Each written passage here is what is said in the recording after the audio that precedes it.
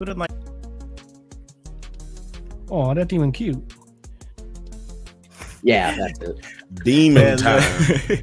Who doesn't like cute demons? Hello, you beautiful nerds. Welcome to the Drunk Panthers podcast, where we talk about sci-fi, fantasy, horror, and all the popular art that we love. Also, we do it drunk. Mostly drunk. Only mostly drunk. Right. Sometimes some of us got to drive up. We're gonna work on that right now. And as always, I'm joined by my special guest, Bill. How you doing? I am the special guest. No, your co-host. I don't know why I said special guest. Yeah. You're always here. I was about to say I am the special guest, but I am also, I live here in this studio constantly, every day. There should be a test of what happens to your brain immediately after you take a shot. This is your brain on shots. But we do. This is your brain not on shots. We do have some special guests on here today, though. As always, we got Jeff on the ones and twos. Do not let the light skin fool you. He is definitely family. What's going on, man? Not much. I'm excited to talk these episodes. We had some good ones this week. Yeah, like a lot of really good episodes. I'm really excited to get into it, honestly. First of all, hold on. Sorry, because before you say what you was about to say, I just want to say, what's up, Terry? What's going on, Producer T? As always, I'm here half-assing it because once again, I only watched half the shows we're going to talk about. I did, however, watch RoboCop 1 through 3. So that's a good. Prepared to launch a Does It Hold Up? We can do all 3 RoboCops. I am RoboCop ready. Right. That is a great investment of your time. And shout out to people who be in the chat. We got Morgan. What up, Morgan? Here first in line. You know what I'm saying? Like, that's the homie right there. Thanks for joining the live chat, Morgan. We got a great show for you guys Morgan's tonight. like the 5th Bantha. Yeah, right. Yeah, he is like the 5th Bantha. Yeah, Morgan provides us with a lot of like news. He be promoting shit. Yeah, he's like our investigative reporter for the Gotham Gazette. Yeah, he is. He's on the scene. Foot's on the ground. We got a great show. Before you get to the show, yeah, I want to ask. How was y'all? How was y'all's Thanksgiving this week, man? Like, y'all do anything special? Yeah, I did a Thanksgiving. A friend of mine who usually does edible competitions decided to do a whole infused Thanksgiving dinner, including the turkey. I'm still not sure how she made the turkey with THC. I'm guessing she soaked it in the butter or something, but it was all good and it all did the trick. I had a good night's sleep that night. Oh, that's wonderful. I love a good Thanksgiving. I haven't had one of those in a long time. What about you, Jeff? Communists. Mine was good. I made way too much food. I learned to make tamales the night before, so I was up until like 5 a.m. making those. Then I made a bunch of Thanksgiving food the day of. Didn't talk to a single person, and then I went and saw the Marvels. It was awesome. The day was awesome. The Marvels was okay. That sounds like a really. Did you have visceral hate for Marvels? No, not even a little bit. It wasn't bad. It wasn't bad at all. It does not come close to deserving the hate it's getting. Honestly, the biggest issue I had with it was the jokes they were clearly going for just fell flat. Which, hey, that happened. I mean, how many Marvel movies are out now? It was bound to happen. That happens. And actually, it happens quite often in Marvel, which some people kind of forget. People forget that. It's like it's been happening a lot. Hey, never forget the Dark World. That's all I'm saying. Tell you what, it was way fucking better than Secret Invasion. Oh, there you go. Facts. That's all you got to know is that it was better than Secret Was it Invasion. better than Ant-Man? I actually think so. Yeah, I'm one of the few people who liked Ant-Man, but I did like Ant-Man. I liked Ant-Man.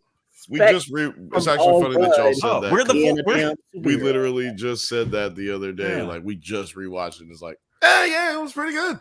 You know what? Here's the thing. I don't know. Yeah. I liked Ant-Man. I just think that the Marvels did a better job, personally. For sure. Yeah. See, now there is also a good chance that that's just because I'm in love with Brie Larson. So I'm not going to take that off the table. Well, you know what? I'm not in love with Brie Larson. still like the movie. Check out the I movie. was actually skeptical about her being Captain Marvel at first, but Alex, what are we talking about? Oh, what are we talking about today? Well, we're talking about something Brie Larson adjacent in the Godzilla universe. We're going to be talking about Monarch. We're going to be Monarch Legacy of Monsters. That's a terrible name. Anyway, we're talking about Monarch, Legacy of Monsters, Rick and Morty, Invincible, For All Mankind. But as always, we're talking shit. Monarch. The mighty Monarch. I'll never not do it. I'll at least be thinking it. I'm sorry. I did my best. I'm just glad that you said something so I can remember to do it.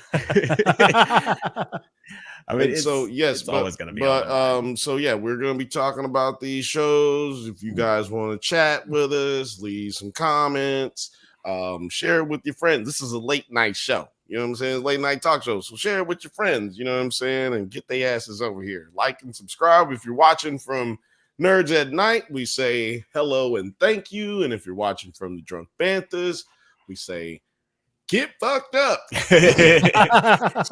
And also, just real quick, I want to say thanks to everybody who watched the new Ahsoka versus Andor video. Really appreciate it. Got to 1,000 views pretty quickly. For those who don't know, it's a Ahsoka versus Andor review. Which one comes out on top? If you've been watching Alex cover anything, then you already know the answer to that question. But if you want to find out, you can go ahead and go over there and watch that. A lot of people disagree, it turns out. Yeah, which is what I love. You know, exactly. That's the great thing about Star Wars. There's something out there for everybody. We need the Banthas. It's great when people are so wrong and yet so vocal. But today we're talking about we're going to start things off by talking about Monarch Legacy of Monsters episode 3, Secrets and Lies.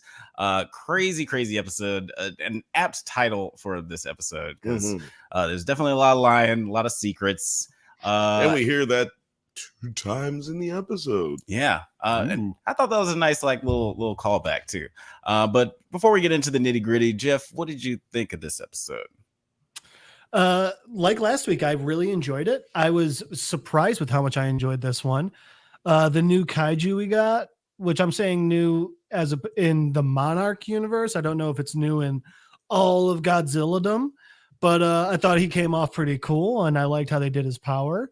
And yeah, I mean, it's got Kurt Russell fighting monsters. I'm gonna love it.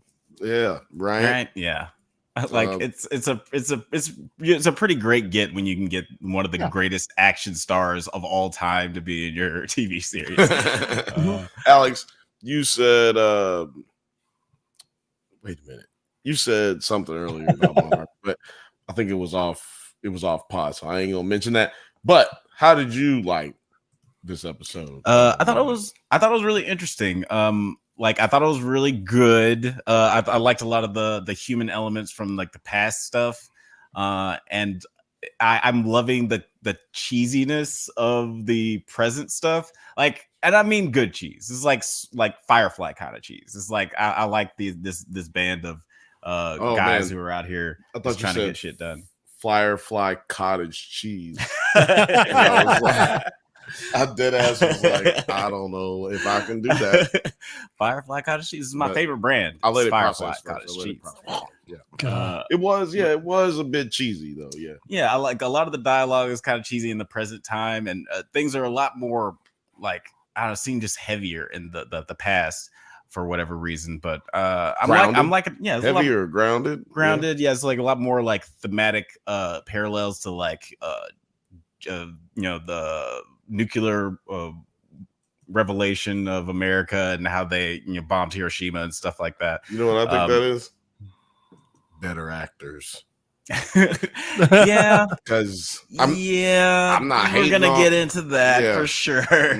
But I on the whole, I really enjoyed it, and especially like the way it all ended. Yeah, I kind of have to agree. Mostly, I feel like if there could have been this is a filler episode. The whole time I was thinking, no, Bill, calm down. Don't be a hater. This ain't a filler episode.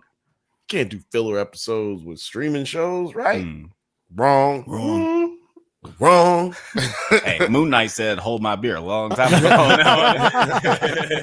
Yeah, so I just thought this was like a filler episode, but we'll get into the reasons and get down to the nitty-gritty. And so Terry, like most of our viewers, you haven't watched this show, right? Not yet. I because it comes in between some of the movies, right? With the timeline. Yeah, so you don't need to watch those. Netflix Me and just Alex like can see them. posted all the movies, I think, because I just saw 2 of them at least. I saw King of Monsters and Godzilla versus Kong. Okay. So I was like, man, maybe I should really get into these movies since they're all fucking connected and get into Monarch and stuff. So where should I start if you guys? You know what? I would start with movies or start the show. I would start with Kong Skull Island if it's free somewhere. I think it's free on Max because it's like kind of, even though I think it's like the second movie out of these 4, it starts way back in the 70s, and I think it has the most like tied into like the backstory of this show. Chronologically, it's technically first, yeah. So because King Kong was discovered first because he's. Which one would you say he should start with first, Jeff? I would say actually he only needs to watch the Matthew Broderick one and then he's fine. Well, I'm gonna catch you right up. I would actually. Oh no, go ahead. I would say you got 2 choices. You can go chronologically, which would be Skull Island, or you could go as they were released, which would be that the Kick-Ass Actor one, which I think was 06.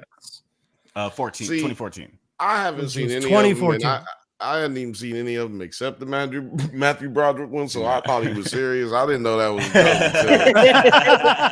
I had to think about it for a second because I was like, I like that, man. I had all the toys. I liked it, but it's not considered canon. We got to do that we got to do that one for Doesn't Hold Up for like the finale for this show. An emergency doesn't hold up. We got fucking 20 episodes in the fucking can. Now we're gonna just do it. By the way, I totally forgot to wear this hoodie last time, and I totally should have. Shout out producer T, thank you for it. It's a Godzilla hoodie. Godzilla. Let me put this up. Let me pull you up here. We got the Godzilla hoodie right there, and then hang on. That's right. Hang on. What? It's a Mothma. It's the mighty Monarch. No, I'm just joking. That looks like the Monarch. That really does look. Well, unless you bought them at Mondo before Mondo got sold. Oh, God, still upset about it. Yeah, man. Terry's got great taste. If you want some pins, go check out Terry's pins. T-pins. But yeah, what was I about to say? Oh yeah, I was gonna say, I don't think you should watch it, Terry. I don't think you should watch none of them because I'm not watching none of them. I ain't watched none of the movies. Well, fuck them goddamn movies. We did watch, or you guys watched. You watched. Yeah, I watched Godzilla versus Kong, and you guys like came in like on the last 35 minutes. That's where you should start all the movies. So what about that animated one, that Skull Island? Did y'all watch that? Yeah, I really like Skull. I actually watched Skull Island last night. Good. I think you should just watch the movies. The live action ones, you should just watch 45 minutes at the end of all of them. Just start 45 minutes in and get it in, bro. Skip all the setup because that really doesn't matter. It really doesn't matter. And plus, it's more fun because you're like, what the fuck happened? And what you don't realize is everybody else who started at the beginning of the movie and got to that point is still saying the same thing. So you might as well just start there. Though I will say that Godzilla versus Kong, because it's like the 5th movie or whatever, they've already had so much like shoe leather in the last movies. They're just getting right fucking into it. It's like we got a big ass monkey. It's like I've already had sex with this girl before. She's gonna just get it right now. Like, I'm not gonna use into this one. It's a very booty call movie. Morty says I've not watched the movie or the show, nor do I intend to. They're definitely all like very fun movies, or the ones I've seen. But talking about this show, this episode starts out in 2015. Kate, Kentaro, May, and Shaw escape Japan on a ferry bound for Pohang, Korea. Oh wait, that's not right. Yeah, I'm in the wrong notes, y'all. But I mean, that's the show. Oh yeah, that's the last episode. So. No, it's not. That's that is this episode. That is in this episode. So. Yeah. After they drive the minivan away from the old folks home, Alex, that was actually a prison. Y'all, yeah, because y'all watch it live. We're gonna start over. Take two. Take two. No, yeah, I forgot because like at the beginning of the episode, they do escape the retirement home, but that's not really important. But then they're on their way to Pohang, and they are accosted by border guards before one of them, Du-ho, reveals himself as Shaw's old friend. What did you guys think of Du-ho in this episode? Did you guys immediately think he was going to die when he came on screen? Yeah, it's like this is their cannon fodder. Short answer is yes. Jeff, did you think he was going to die? He was immediately too much comic relief to be allowed to live. Yeah, he was going to wait a couple episodes, and he was way too happy with life for him to make it past. I knew he was going to die when. Like, I knew he was going to die when I saw him, but I knew that he was like, this is it for him when he like was out there looking around and then he talked to himself. He looked around and he was looking for the plane and shit. And then he talked to himself, but he said it in Japanese. Yeah. He didn't say it in English. And I was like, he said it in Korean. Korean? Was he Korean? Oh, yeah. He's Korean. Yeah. Well, anyway. Remember, he was at the Korean border crossing. Okay. Well, check this out. I was like, yo, this motherfucker gonna die. He could have said that in English, but they was like, we finna get off his like talents, you know what I'm saying? Like he an actor, we gotta get his, like he don't just speak English, you know what I'm saying? He Korean. So we gonna get it out there. So knew he was gonna die. Yep. Oh, it's like last one. But he didn't need to die was the funny part. No. The whole thing is like him looking around and like he finds their rope and he's like, huh, that's weird. And then he looks over and he's like, huh, that's weird. And then he just moves the door and notices the claw marks. They were inside that plane looking at the dead body and they didn't notice the claw marks. They didn't notice it at all. Well, they were a little distracted. They're looking for a dead body. It is an emotional moment. Emotional moment, looking for the dead body. You know what I'm saying? We're like in the land of the kaiju, you look for sign of kaiju.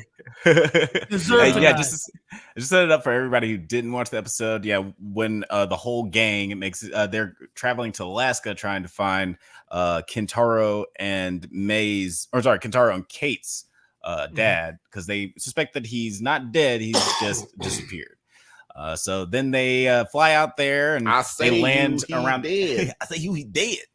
And they go out there and they scope out the area, and it does look like their dad has been camping there. They have the famous pencil shavings on the table, which I thought was a nice touch. Which you knew was going to come back the second they brought that specific thing up. They got me on that, honestly. You got me. I was mad at myself that I didn't see it coming when I saw the pencil shade. I was like, fuck. Oh, man. They've been talking about this the whole time. Of course this is going to be here. Yeah. But what did you guys think? When you see the side character like looking at a clock and it's like, huh, that's weird. It just skipped a second for no apparent reason. Right. And then later on, it's like, oh, there's someone that can freeze time and they slit this guy's throat. I mean, that's how it goes at any time, If it's not important to the story, but they bring it up, it's gonna be important to the story. It's gonna be important, yeah. Did you see it coming, or did you always think that the dad was alive, bro? Yeah, I thought. Remember, I think we talked about it last week, where it was like we were like, they haven't confirmed it, and in television and movies without the body. It's just like a murder case. Yeah. Without a body, we don't have a case. Nobody, no case. Have a murderer with no body. I'm hearing you, Sean Spencer. Yeah, man. We gotta have a body, and without a body, we got no body. Without no body, you got problems. That is put that on the t-shirt. Exactly. Put that on a t-shirt. Ain't nobody to prosecute. And so they realize that he's still alive. Might be. Du-ho, he as soon as he finds out that there is a kaiju, or a kaiju that took down the plane or destroyed the plane after it safely landed, he starts screaming and attracting the monster. Like, I thought that was the dumbest decision. Yeah, he didn't come off as intelligent to me at the beginning. Like, before, his introduction didn't lead me to believe he was smart. First of all, he's hanging around Lee, right? Like, he's like willing to do crazy shit in this crazy plane. Oh, crazy brother. places. So he's off. Like, you know what I'm saying? He off. But He's do the understand best his at bad haste. landings. Yeah, that was another one of those he's, cheesy moments. It's like this guy's the best at terrible landing. What the fuck does that even mean? He's what's his name? Let from the pilot be the he's pilot. what's his name from Darkwing Duck and he's Launchpad McQuack. Yeah, he's Launchpad McQuack. You know what I'm saying? Like he just get it where it needs to go. Like, you know what I'm saying? You know what? I'll accept that. I'll accept that. that is great. Yeah. And speaking of Shaw, there was like this weird line in there that I didn't, for whatever reason, didn't think about until they brought it up in this episode. Tell me about Shaw. Shaw should be like 99 years old, but he's Kurt Russell's. I mean, if you're doing the math, why is that? Does anybody know why? Because like in the 70s, Anders is John Goodman, so Kurt Russell should be like fucking the Crypt Keeper at this point. No, they did have like color. I think they had dye in John Goodman's beard, so it wasn't like he was meant. Yeah, it was a old. red. They just were trying to say that he got fat. That's all it was. I think that's what they were trying to say. I mean, I don't know if it's right, body shaming people, but I think that's what they were trying to do. I'm fat. Go ahead, body shame. Jeff, do you think that there's any like tiny whiny wibbly wobbly going on here? I think they're gonna do some sort of thing where like his exposure to the Titans had adverse effects on him, but the adverse effects are like slowed aging and things like that.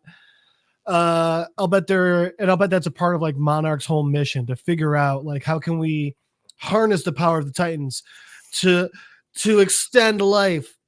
How can we live forever because of the power of the Titans? And like that's why we got to like chain them up or some shit. I'll bet you that's going to be their whole thing. Yeah. Praise the Monarch. Yeah, I feel like there were shout outs to Nine. Thanks for watching, man. Yeah, it does feel like there were a couple of different weird drops in this episode where we're gonna find out something way more fantastical down the line. We'll get into that in the 1954 of it all. But before we get into that, what did y'all think of this reveal of this crazy ice monster? Hold on, before we do the ice monster. Nope. Remember ice monster. Okay. I'll never forget. What did y'all think? I mean, excuse me, Jeff. You keep saying y'all. I guess because it's me and all the people listening. That's right. Because we want to know what y'all think too. You know what I'm saying? But yeah, what did y'all think about these actors in this fucking present time period? I guess it's 2022. Yeah, 2015. 2015. So what do y'all think about these actors in 2015? Are they just trying to tell us actors aren't good in 2015? Like, do we have to have, obviously, you know how I feel. I thought it was terrible. Like, I think they bogged down the show in like teeny bopper fucking like MTV channel fucking television show shit. And I don't know, it's kind of making me upset. Alex, how do you feel? Yeah, there's definitely some CW going on, especially with Kiersey Clemens' character. Yeah. I really don't care what she's going through. Like she's like all kind of like her or Kentaro. They just seem like they're in this world of butthurt that I don't really give a fuck about. Man, and I just not. That was a graphic way of describing it. That was a particularly graphic way of describing it. I'm proud of you. Like, I feel like, at some point, like, we're going to get introduced to somebody because she was talking to somebody on the phone. I feel like that person's going to get introduced and Katara's going to get jealous. And it's going to be this whole thing that sucks 15 minutes out of the movie that I don't care about. Yeah. So, yeah, that's basically how I feel. He said it way better than me. Jeff, how do you feel about these 2022 timeline actors? I feel like of course, minus Kurt Russell. No, I don't know. I don't know if it's necessarily their fault because okay, first off, they're not god awful actors at all. No, it's just there's so much they're trying to get in to such a small amount of time. I mean, I think they escaped the old folks' home, which is a Monarch prison, where Kurt Russell was in solitary confinement. Then they escape Japan. Then they get through the really messed up customs border crossing in Korea. Then they fly out of Korea. Then they fly from Korea all the way to Alaska on this plane that looks like a stunt double for Temple of Doom. And then they land in Alaska. So you're trying to cram so much exposition and so much story into this little amount of time. But so much more should be, like, if they had the proper time to tell this story, I think it would have been better. The issue is, I also wouldn't have cared to watch them traveling for 3 fucking episodes. I think they just painted themselves into a corner, and I don't know why they felt the need to do that. Because here's the other thing. Like, it could have just been like, hey, Siberia, just fly north. Like, even that would have, you know? Yeah, that would have like cut down on a lot of the globe trotting. I already said that I thought that this episode was basically a filler episode. Like, it was an opportunity for, like, excuse me. But the problem was that it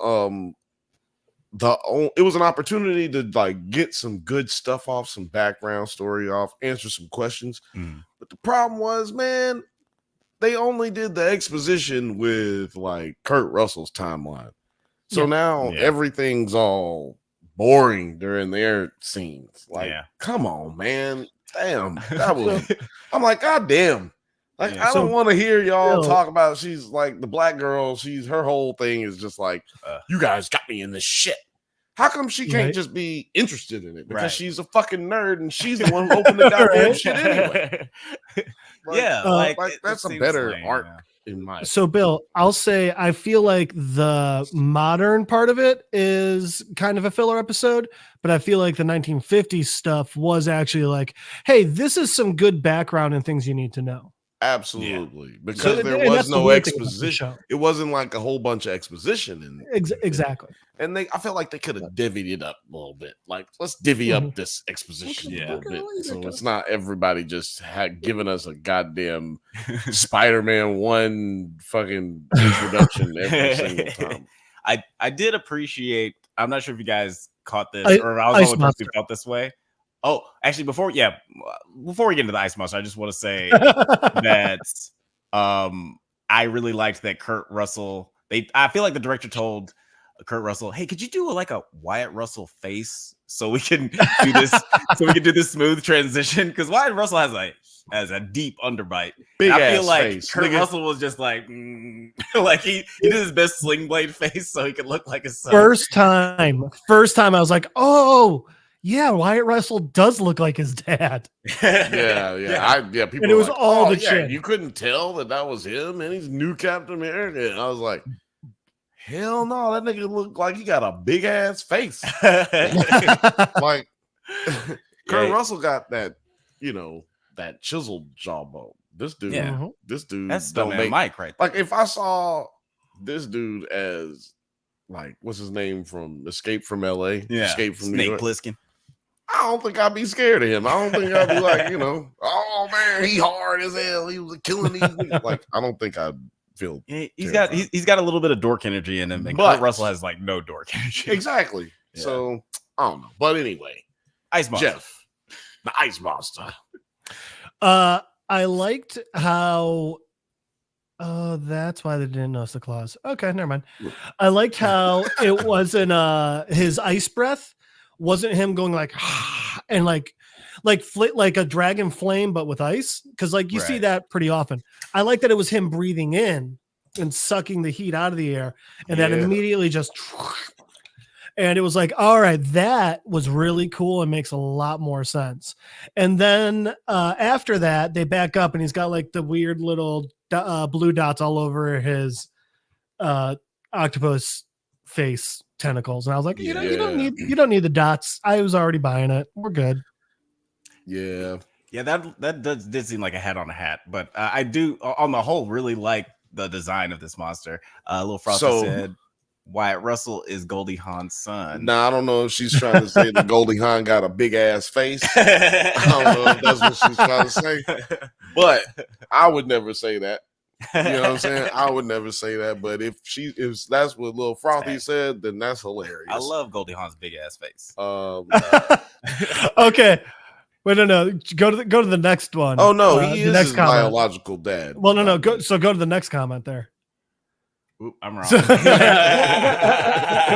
So Frothy, I I thought the middle comment was hilarious because I thought you were saying that Goldie Hawn stepped out on Kurt Russell. Yeah, that was no. I thought we was getting straight comedy, but I was gonna have to. I don't think that's safe. Yeah, it's actually George Clooney's son. But Bill, what did you think of the ice monster? That would be wild, nigga. Like George Clooney would be like, he got a big ass head too now. But I would just say he'd be mad younger than Kurt Russell and Goldie Hawn, dog. Like that would be crazy. That would be crazy. But damn, he would have been like fucking her before the facts of life. But what was I saying? What are we talking about? Oh yeah, the ice monster, man. The ice. How do we start talking about? Anyway, welcome to the Drunk Banthas, ladies and gentlemen. If you're just joining us, we drink here, so it gets wild. Ice monster was dope. Yeah, Jeff stole a lot of my points. That's why I told jokes at the beginning of this. The ice monster's breath. He had some. They say you got hot breath. This motherfucker had cold breath. Now, you might want cold breath before you saw this, but if you see what cold breath will do, you don't want that. You don't want that shit. That shit fucking froze the whole goddamn plane. It was cool how it looked. Saw it on TV, you know what I'm saying? Big screen. And I thought it was dope. But, you know. Think they got the same people that did Day After Tomorrow for that effect? Oh, you know what? Maybe they just stole it. You know what I'm saying? They stole the template, just downloaded it while they was in student. Is this not a prequel to Day After Tomorrow? Yeah, right. This is how it starts. This is Day After Tomorrow after the ice melted, and then you got a whole bunch of monsters before the Day After Tomorrow. No, so yeah, I just wish that they had done the ice monster a little sooner. You know what I'm saying? Because I'm like, yo, now, because they always leave. Every one of these episodes is going to be a cliffhanger. Monster of the week. You know what I'm saying? Like, this monster of the week brought to you by the Drunk Banthas. Yeah, they did. I'm sorry. No, go ahead. That's called a lob. Yeah, they definitely had a lot of like this very cliffhangery all these episodes, and I get it. You're trying to get people to keep watching, and I imagine this is obviously a very expensive show, so they want to make it as popular and like in the zeitgeist as possible. And I honestly, again, as much as I'm not really enjoying the modern stuff, I'm very excited to see how they survive this, because it seems pretty fucking perilous right now. But let's move to the good part of the episode. 1954, Shaw has joined Monarch in a command position. Oh, sorry. No, I was just gonna say, we can come back to that part later. I'll use it for my final thoughts. Okay, final thoughts. Let's go to the 50s.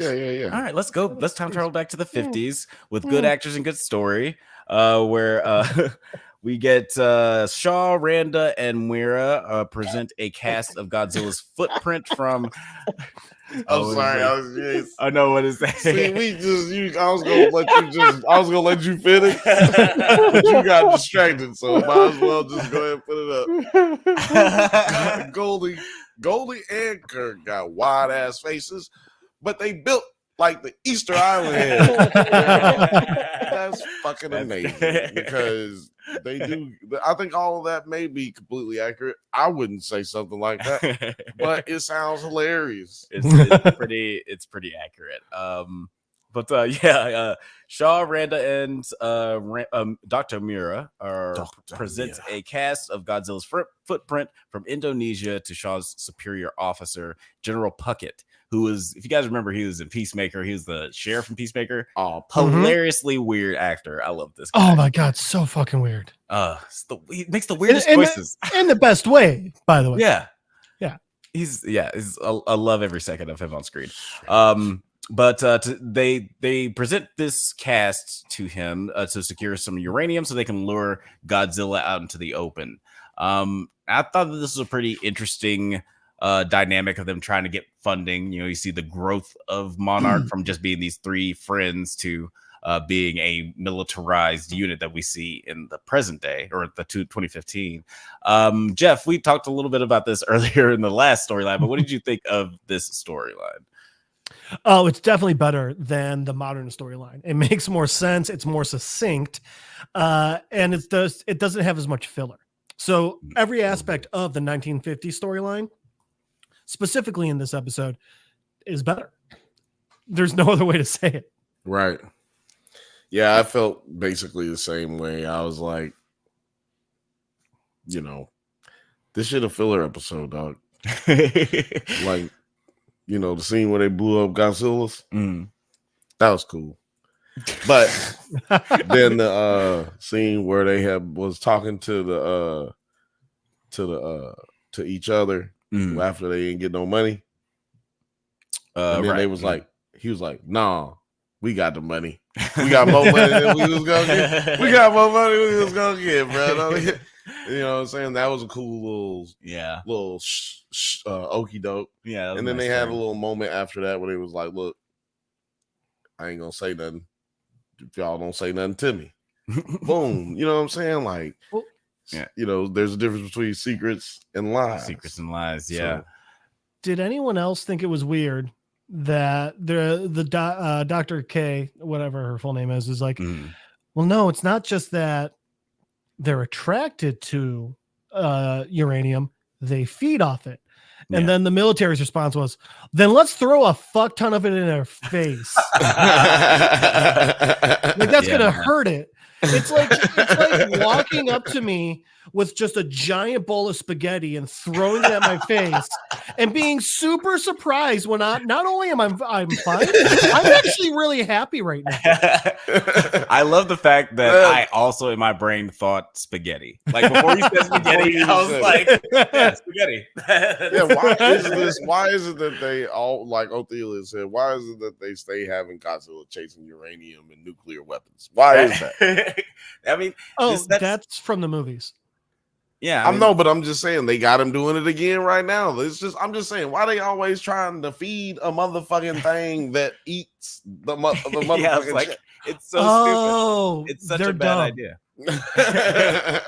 And it's weird how the scene ends because like as you guys alluded, the Monarch team, our heroes, Wyatt Russell, Anders, and Dr. Mir, they think that they're just trying to lure out Godzilla so they can study it. America does America, and they pull the okey doke, and they're like we're gonna blow this motherfucker up. Which also, how are they gonna study it? It's so big. It's so big. Hey, can you come down here? We want to check for cavities. Like, what are they? Yeah, man. I don't even know if you should. This is how you study it. God damn, that thing big. Then you go back home, and then you try not to have nightmares about that motherfucker coming to your house and burning you up and eating your family. That's what you try to do when you see. That's how you study it.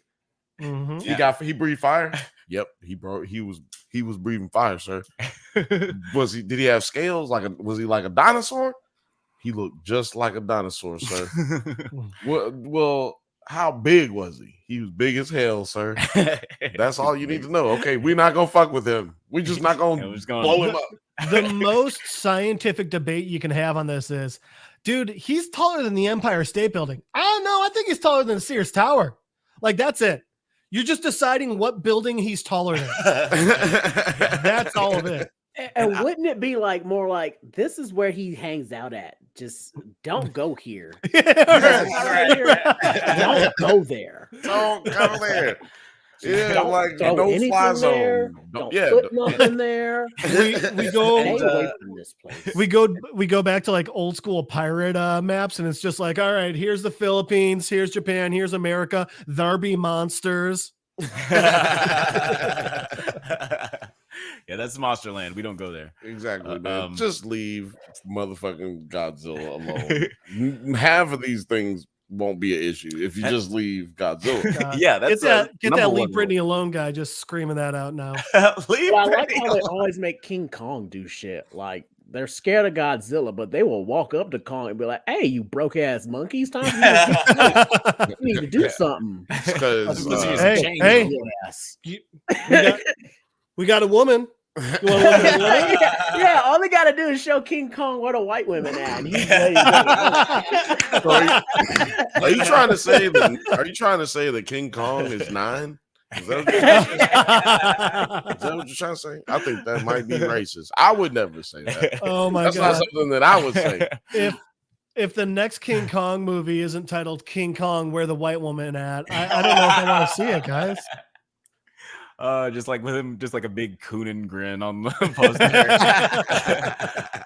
But were you guys surprised that we didn't see Godzilla like walk out of the shadows? Like, what the fuck? That didn't hurt me. Like, they made it seem like he died, or at least our heroes think he's dead. Well, let me ask you, Seth. Well, the military does too. Since we're so close to Thanksgiving just ending, let me ask you, because I'm gonna give you an analogy.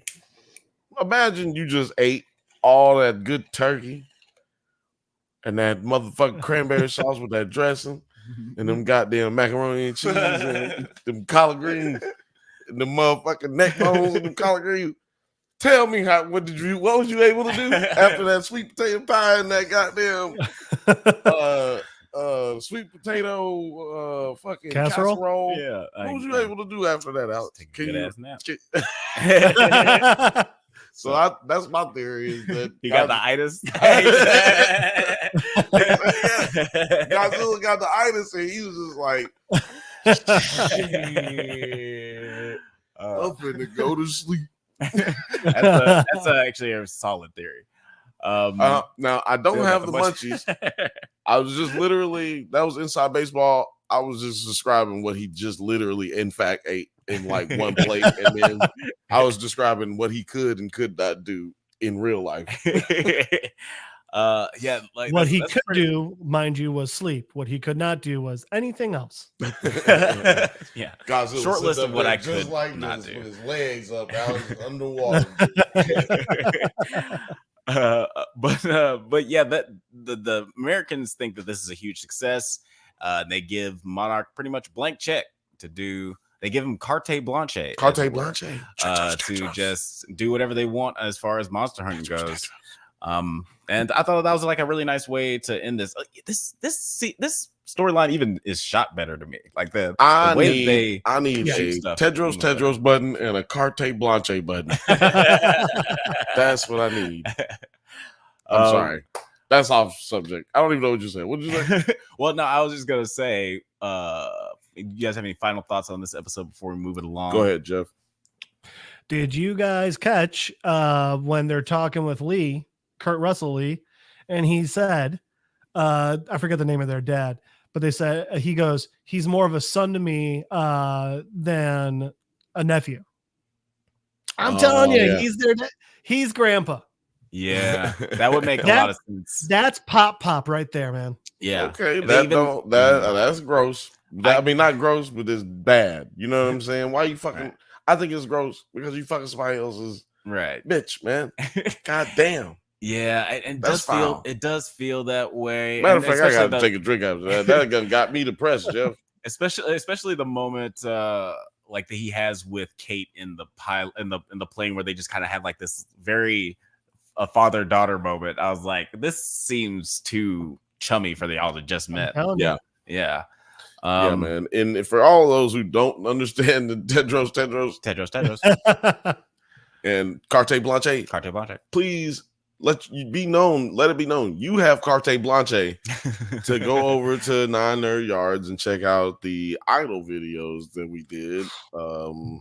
It's fucking hilarious. I swear to God, it's the most funny thing that we've ever been a part of in our whole lives. So, speaking of the idol, one of my friends somehow got his hands on a crew hat from the idol, like an official HBO idol hat. He said he picked because he lives in Hollywood, and he was like, "Yeah, just walking by a dumpster." Close. His girlfriend found it at Goodwill. Wow. That's the best goodwill. That's the best goodwill find ever. Dude, Hollywood Goodwill must be on a whole other level. I'm gonna tell you what happened. Somebody, God. whoever gave that away, whoever gave that to Goodwill was hoping that they'd see somebody would see a homeless person walking around with that hat on one day, and then they would never have to be like, they'd be like, yes, make you feel so sweet just to see that homeless person wearing that goddamn hat from that fucking god-awful show I was a part of. Oh God. Your theory was much nicer than mine. Mine was they were clearing out the apartment of someone who committed suicide after working on that show. Yeah. Well, you know what? I think much more dark. Yeah. I think both of them were pretty dark. I'm not gonna lie. I think both of them were pretty dark. I think you got to go to a dark place to be able to have that conversation about it. I mean, put it in just the to comments. hurry up and give your hat to Goodwill that fucking soon, like. It is the only thing that would make it better is if it was signed by The Weeknd.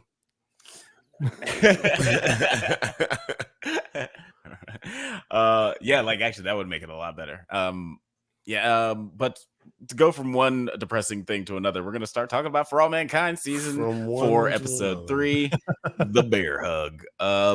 Now, Jeff, you said you are watching this one, right? Yes. Okay. I have. Before last week, I had never watched any of it though, so it was a bit of a jump in. And I'm currently watching season 1, and man, just everyone in this show is a terrible person. Right. At least in season 1.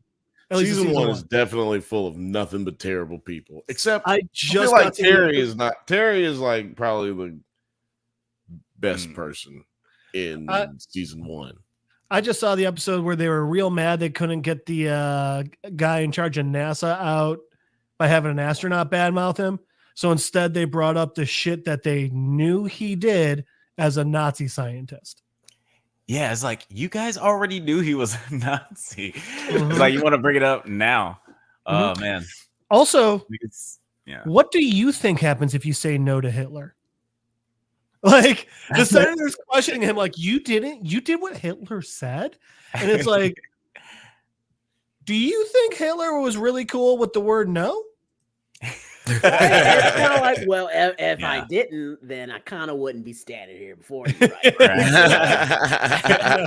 It's why the phrase "I was just following orders" is such like a loaded statement, because it's like, you're just following orders and you're doing some atrocities, but it's like also you would end up dead. It's the weird awfulness of war and intimidation. 100%. But for all those who don't know what the fuck we're talking about, you need to go check out season 1. Yes. 2 and 3.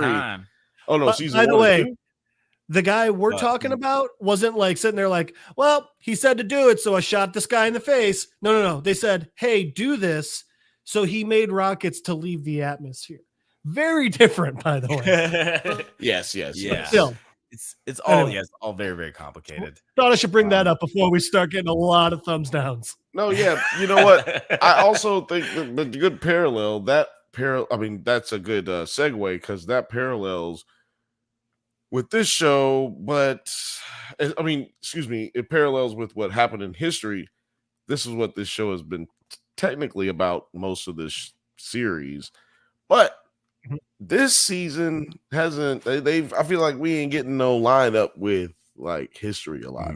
Like they aren't focusing on that part as much to me. Yeah. Well, it's one of those things where in the earlier seasons, it's like, all right, real history, the show. It's going like it's maybe starting to go this way, but it's still really close. The problem is now we're at the point where it's gone to a point where it's still just barely veering away, but now it's veering away like this far out, Right. So it's a lot harder to really get in touch with history. I swear to God, no matter what, we're always going to talk about the multiverse on this podcast. You have to. It's always gonna come up. If the multiverse exists, then that means there's no such thing as fiction.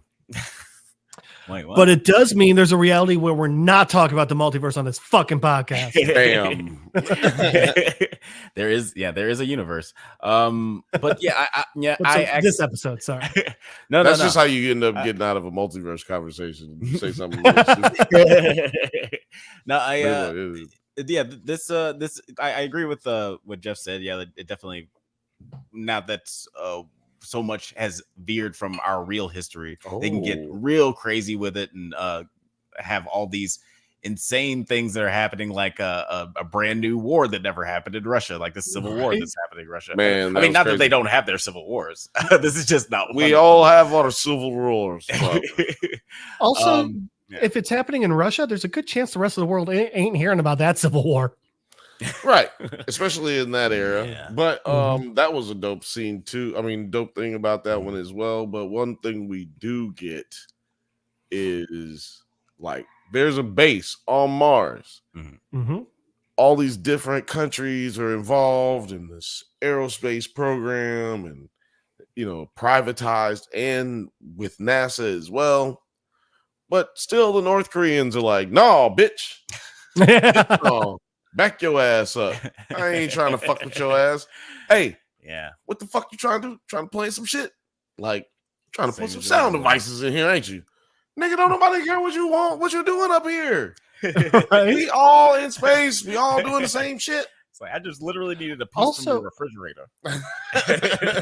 Also, you're literally on a base in space. If they wanted to bug you, they don't need to plant a bug. They can just turn on the intercoms from control room. Like, it would be very easy to bug them without putting a physical bug in there, Yeah, like, and, which Absolutely. is one of the reasons I thought that this was such a terrible plan from like Toby Kebbell's perspective, Dr. Doom. He was his plan, like no matter what you're gonna, it seems very suspicious. Like it seems like you're going in there to plant a bug. Like you seem hella suspicious, my guy. You don't like they have a what you call it, a warning that their air is like contaminated, and you show up immediately after. That doesn't seem suspicious, man. I need to take another shot. I think it's that's the O2 sensor is what he was trying to see.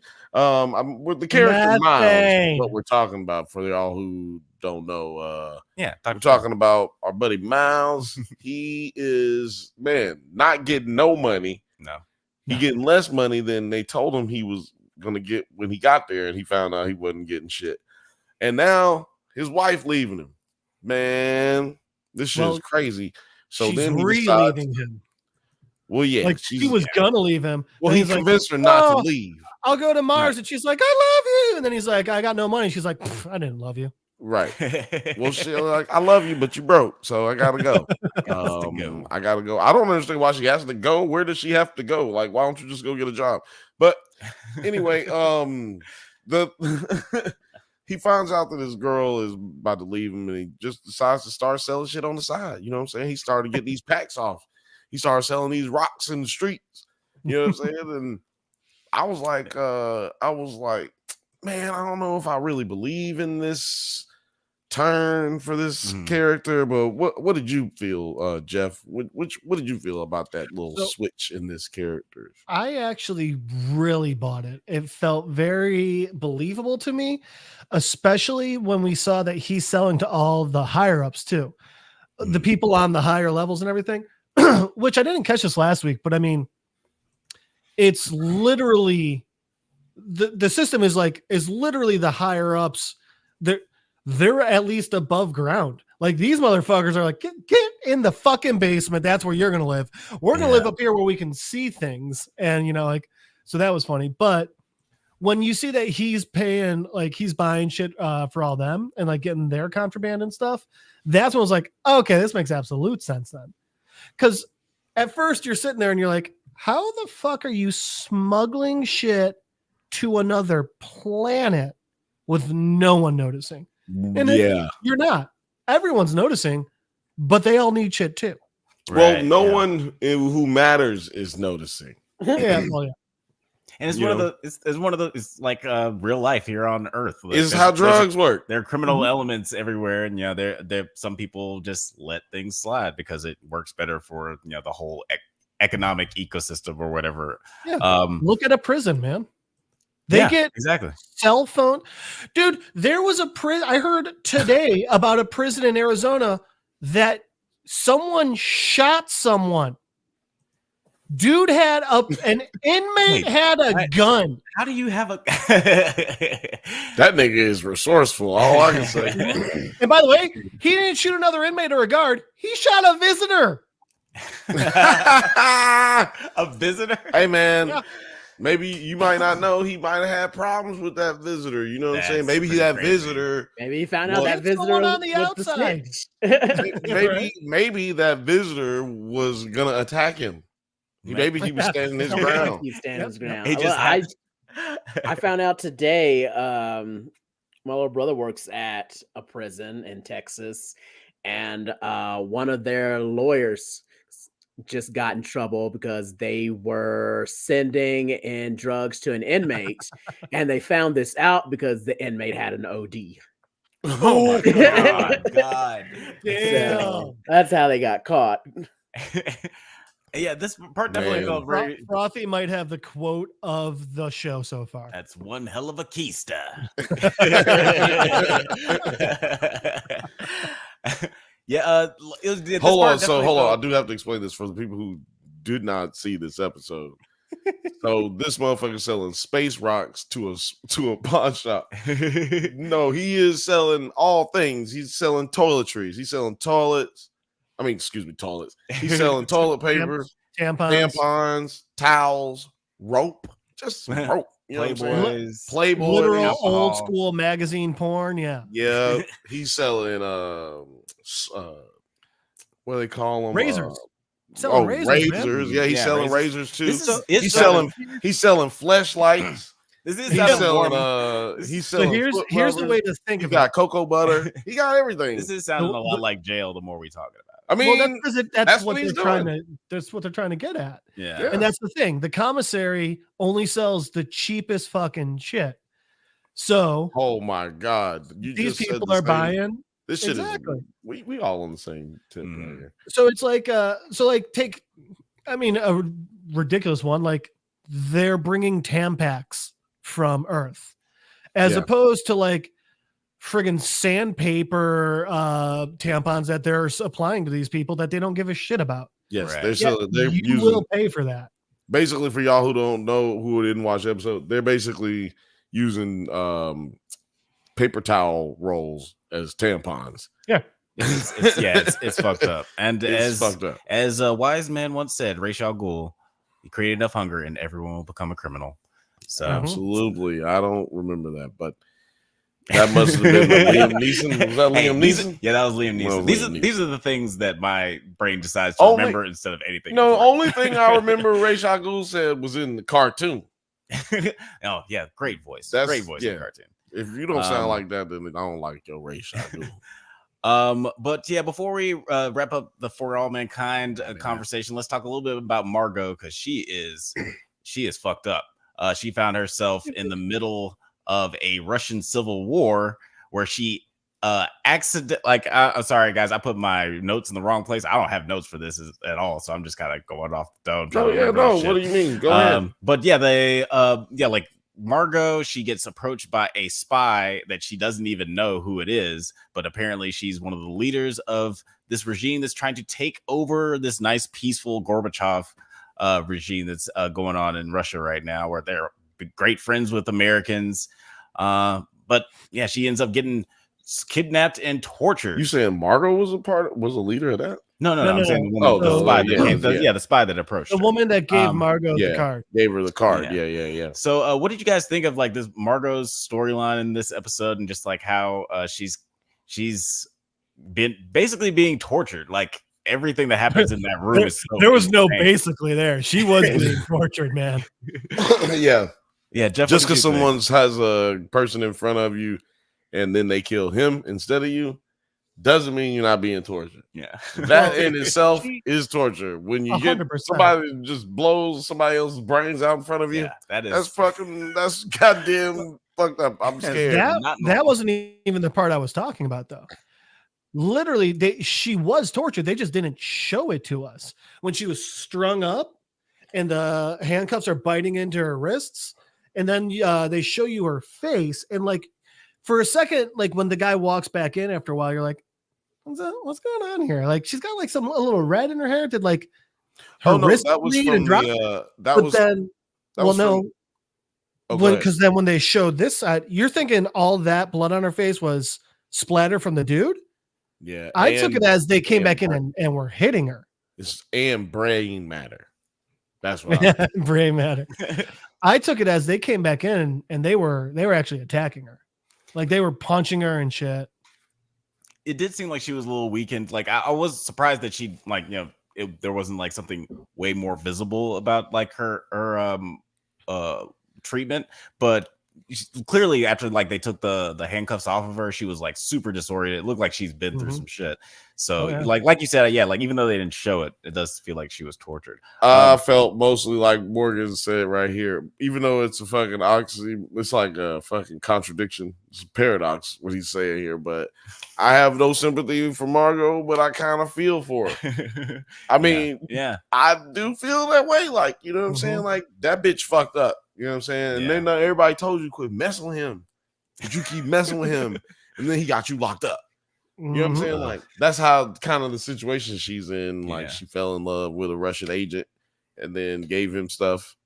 You know, like I'm just give you some secret classified stuff to you. That's cool, right? Who could it hurt? Yeah, who could that hurt? That can't be bad. That's never gonna come bite me in the ass. You know what I'm saying? So I just feel like. I do have a Margot question for you guys. But yeah, at the same time, she's old now. So, you know, you don't want to be pushing around old ladies. Come on, man. You know what I mean? But yeah, what's your question, Jeff? So when like the entire time they're asking her who gave her the card and she's like, I don't know. Do you think like she really just didn't remember anything about the person who gave her the card? Because it was a pretty quick handoff. Or do you think she was just keeping her mouth shut?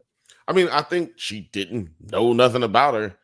And some people in them types of situations just panic and not thinking about just trying to just say everything that I saw and happened. And also, you got to imagine she's thinking, he just asked this motherfucker a lot of questions too. Right. and then he blew his brains out when he ain't had nothing else to say. I'm not going to run out of stuff to say. I'm just going to keep talking. You can use me. I can help you. I can help you. Call American Embassy. My cousin has $400,000 under a brick in East Village. Just fucking don't kill me. Yeah, she's in a crazy situation where she's offered she's approached by the bad guys, kidnapped by the good guys, tortured by the good guys, and then the bad guys take over the country, and then they're like, "Well, now you work for us." You work for us, bitch. It's an insane, but it's actually not you work for us, bitch. But like, hey girl, how you been? Hey girl, hey. I'm sorry I didn't get there faster, Shug. Let me tell you something, girl. You need to have came by my office. I told you to call me. Now, while you was at the news, I gave you my number. I gave you my number. Now you know your ass American, and you don't need to be out here messing with nobody at no newspaper stand. What was you even doing out? You know what? Right. That don't matter. Thing. Come on up inside. Let me get you. I got you a job. Yeah, like you're on the run. You should mind your own damn business. What? I mean, don't you want to come work for me? Don't think about what'll happen if you say no. Right. Yeah, I mean, did she have an option? Yeah. Maybe not. But also, it's safer inside that building than it is out. It's safer inside that building than it is outside. Anywhere. And it's probably the safest place in Russia right now. And also it's cold. So we'll get inside. It's so cold. But I don't know what the point of her limp is. Like Margot's had a limp since like season 2 that I noticed. And I don't know if there's a point to it or if they're just trying to show that she's getting older. I don't know. But I'm going to go back and do some research on that. I might do a 10-minute video on just the leg. That weird let us know if you guys know anything about that. Margot's obviously a very important character. Every season starts with her getting ready in the morning. So like she's obviously a pivotal character in this show. And guys, let us know in the comments if you guys actually watch For All Mankind and what you think. For All Mine. What do you think is going to happen to Margot? For All Mankind, mate. But now we're going to get into the Rick and Morty of it all. Rick and Morty season 7, Wet Quat American Summer. This is probably my favorite title of all the Rick and Morty episodes. Wet Quat American Summer. It's perfect. It's perfect. It sums up everything because it's summertime, y'all. We get another summer episode. She's been kind of lacking in this season, but it was good to see her show back up. Terry, what did you think of this episode? Definitely a weird one. I was happy that it was a summer episode. Like I said, this is probably going to be one of the better seasons of Rick and Morty, and we're going to be seeing everything you want. I'm waiting for the Jerry episode of this season, because that's probably going to be a good one. What a strange, odd callback to people who have to be around our age or older. Talking about Quado, like that episode air. I was like, Quado. I was like, the fucking mutant man, the leader of the rebels of the planet Mars from the movie Total Recall. That's not odd fucking choice. You know what I mean? Fun of. Who the fuck really remembers that? Who does? Yeah, it was a very weird thing to make a whole episode out of. I thought that it was going to be one joke, and then I was like, "Oh no, this is the whole thing." Open your mind. Open your mind. Bill, what did you think of this episode? I'm just letting Jeff know right now. You're gonna hear that a lot. Yeah, are you a Total Recall fan, Jeff? Are you seen that? Get to the reactor. Quaid, the reactor. I know. Okay. Check out Total Recall on Does It Hold Up? I mean, the question is, does it hold up? Man, I feel like that's rated too high. I'll also say, speaking of Total Recall, if you can separate it from the original, the remake ain't half bad. If you're in the comments, let us know what Jeff. Let us know what the rating is on that. But anyway, I've never seen the second Total Recall, but or the remake of Total Recall, but this Rick and Morty was totally 7.5. Wait, on Total Recall or on this episode of Rick and Morty? Total Recall. 7.5. Okay, cool. That's a solid. That's a popcorn movie. Yeah. The remake what do you think? 6.2. I thought it was cool. Yeah, no, that's wild. But I thought this. I thought it was just like Terry said. Like, who the fuck is old enough to know this? I mean, but I keep forgetting that it's our age group that Adult Swim started in, and I just think they just always do a good job of letting the content age with the people who brung them here. And it doesn't seem like it affects the youth. Like, the youth seems to jump right in, without, unlike Marvel, they don't feel like they need to start all the way over to figure out what Aqua Teen Hunger Force is. I want to know how much after this episode will streaming of Total Recall go up. Right. Oh, I bet it goes up so much. Much. They have a weird way of affecting the zeitgeist. Because the kids these days, they just go look it up and look at the article, what it says. Like, what was this Rick and Morty episode about? They're gonna be in for a treat. I mean, Arnold Schwarzenegger, a 3-boobed lady. Right. But they also threw in another line from that movie when he was like beating up that taxi cab driver who was like, I got 5 kids. Just one in on this Total Recall thing that only people over 35 are gonna get. Yeah, I thought it was it's really well written. Just not even of course, all the Total Recall callbacks, but just your mind. The jokes are just the season. I'm really loving the dialogue and the stupid bits, like when Rick transports himself into a trash bag.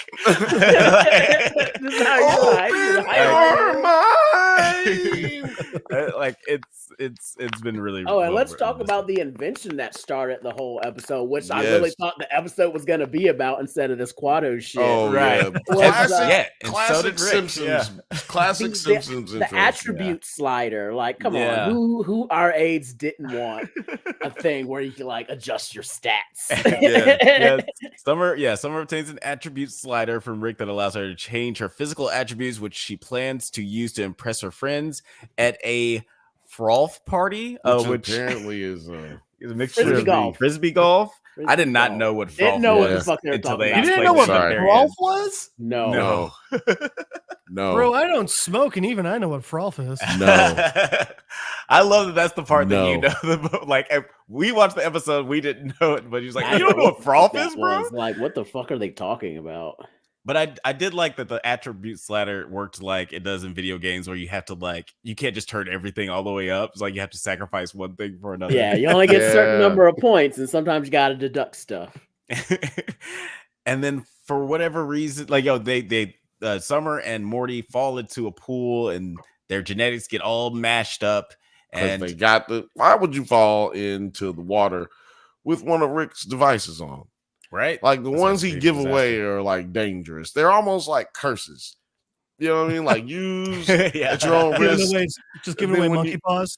Right. And it's not till it fucks up that you realize it'll give you a motherfucking Gordo in your fucking stomach. Like, and yeah, to Terry's point, like even Rick was like, "Oh man, I thought this whole episode was gonna be about the fucking attribute slider. This is crazy." The attribute slider was kind of like creating your own wrestler or creative player on NBA 2K or some shit. Right? Yeah, exactly. Yeah, it's like you can't be the greatest dunker and the greatest stealer. You gotta. It only goes. You can't. Yeah, but you could balance everything out. You could be all around player. You could be all around. Yeah. Not everybody. Summer wasn't trying to be all around. Say what? Or just play as Jordan. Yeah, that's a cheat code right there. Just play as Jordan. That's what Rick does. He plays as Jordan. But yeah, I think that they got all the mileage they needed out of the attribute slider. Like, I think they got all the jokes they needed out of that in the Froth Party. But what did you think? Open your mind. But yeah, Terry, what did you think of like the Quado-ness of everything? Like, Summer finds a Quado community out in subspace. It's just too much. I was like, man, they're really going in on this Quado joke. And then like just when we get to the fucking ending, just the Quado on Quado. The Quado on Quado fight, which is like so small. The Quado on Quado crime is not promoted here at the Drunk Banthas. We do not promote and that. We do not endorse such things. But if you're a Quado out there and you are getting attacked and you're suffering from a costume, you can call us at 888. We will help you. The Drunk Banthas. Or we will call somebody. And I also got some. We will help you, or we will call somebody for you.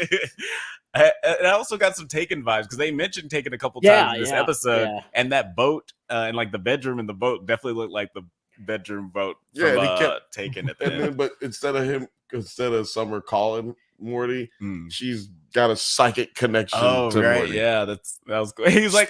She's like, oh my god, Morty, I can hear you. And Morty's like, I've been calling you for fucking hours. Like, yeah, I've been screaming for fucking hours, because every time apparently he's saying open your mind, like he's actually saying something. So what do y'all think about that? We got to talk about that. We'll talk about that later. What was your question? No. Let's get into that. Like, open your let's mind. Get into open your mind, because I liked the psychic connection of everything, and I thought that the open your mind thing was gonna get old. It did not. I was like, give me more. Terry, what did you think of just like the Morty as a Quado? Like, were you buying that? Kinda, I guess so, because they're brother and I don't know. I was trying to figure out. I wish they would have shown how everybody else got their Quado. Was like, were they all born Quados? Did they get into mutant fights and fall in toxic sludge or some shit? How are they Quados? Yeah, that's a good question. Well, also, why is that a term? Why are we making that a term? Quado was the dude's name. Yeah, one mutant man. Well, because it's like the name of the. It's like last season when no one calls him Grogu. It's like the last season they had that episode that was the Die Hard. They did a Die Hard. They did a Die Hard. If you did a Die Hard, you know what I'm saying? This one, you got a Guado. Yeah. You know what I'm saying? You're a Guado. Everybody, you're a Quado. Yeah. You're a Quado. I'm a Quado. Everybody Quado. Everybody Quado. Yeah, and to just point, but like to your answer, Baby Yoda. To answer your question, Terry, I think that they explained that some of the people who had one were surgical, like they purchased one. Yeah, that's kind of there part was of the like whole a black market quad. Black Quado market. market. That's the weird part of this that kind of doesn't make sense. Like if we're gonna like go into the logic of this stupid episode, but maybe that'll be a new fucking segment on this show. Let's try to make Rick and Morty serious for 2 seconds. Yeah, let's dive into the plot holes here because dude is like kidnapping girls who are Quados and stealing their Quados and like burning the body of the humans and then just like selling it to someone else so they can put the Quado on them. So then they go back to the bar and then like there you go. That's they get it everyone stolen else from them. No. They hang out. It just seemed like their society needed Quados. Like you weren't shit unless you had a Quado attached to you. Right. And they had. He said that all those people you saw hanging out with Kenneth. He said all the people you saw hanging out with Kenneth, they all paid for their Quados. Like Quados. Okay. I'm gonna keep saying Quados, but that's weird. That so if a person shows up and they're just like a real Quado, you just steal it from them and make it into a Why not just hang out with them? Because it's all very weird. I'm gonna tell you why, Alex. Because no one cares about Quados. You should have. If you see a Quado out there, give him a hug. This is a PSA for Quados. Get that shooting star with the rainbow across the screen right there. Dong, dong, dong, dong. Yeah. Man, no one said Quado more in the podcast than we have tonight. If anybody's out there covering Rick and Morty, they goddamn sure said way more than it ever should be said. But then we get the Othelia said take a shot every time it's say Quado. Enjoy your alcohol poisoning. Right? You will go blind. Then we get the Morty versus Quado fight at the end. Oh no, Morty versus Kenneth fight. Kenneth just happens to be like he's 6 got like Quados. He's a Russian nesting doll of Quados. And it seemed like he was about to reveal another one before they just like drowned him. I didn't realize what Rick was doing. He was like, I guess just gotta shake it. I just gotta shake it a little bit. And then not until the Kenneth Quado falls off of it, he's like, there it goes. He's just trying to shake this fat ass off of there. Like, go ahead. He's a fucking turd. Come on, man. Dingleberry ass motherfucker. Like, get off of me. Oh, that shit was hilarious. Did you like how like the episode ended, Terry, with just like I guess Morty's Quado? We're not gonna explain whether he gets turned back to normal. Maybe he does, maybe he doesn't. I'm pretty sure he'll probably get turned back. Yeah, eventually get bored, I guess. Yeah.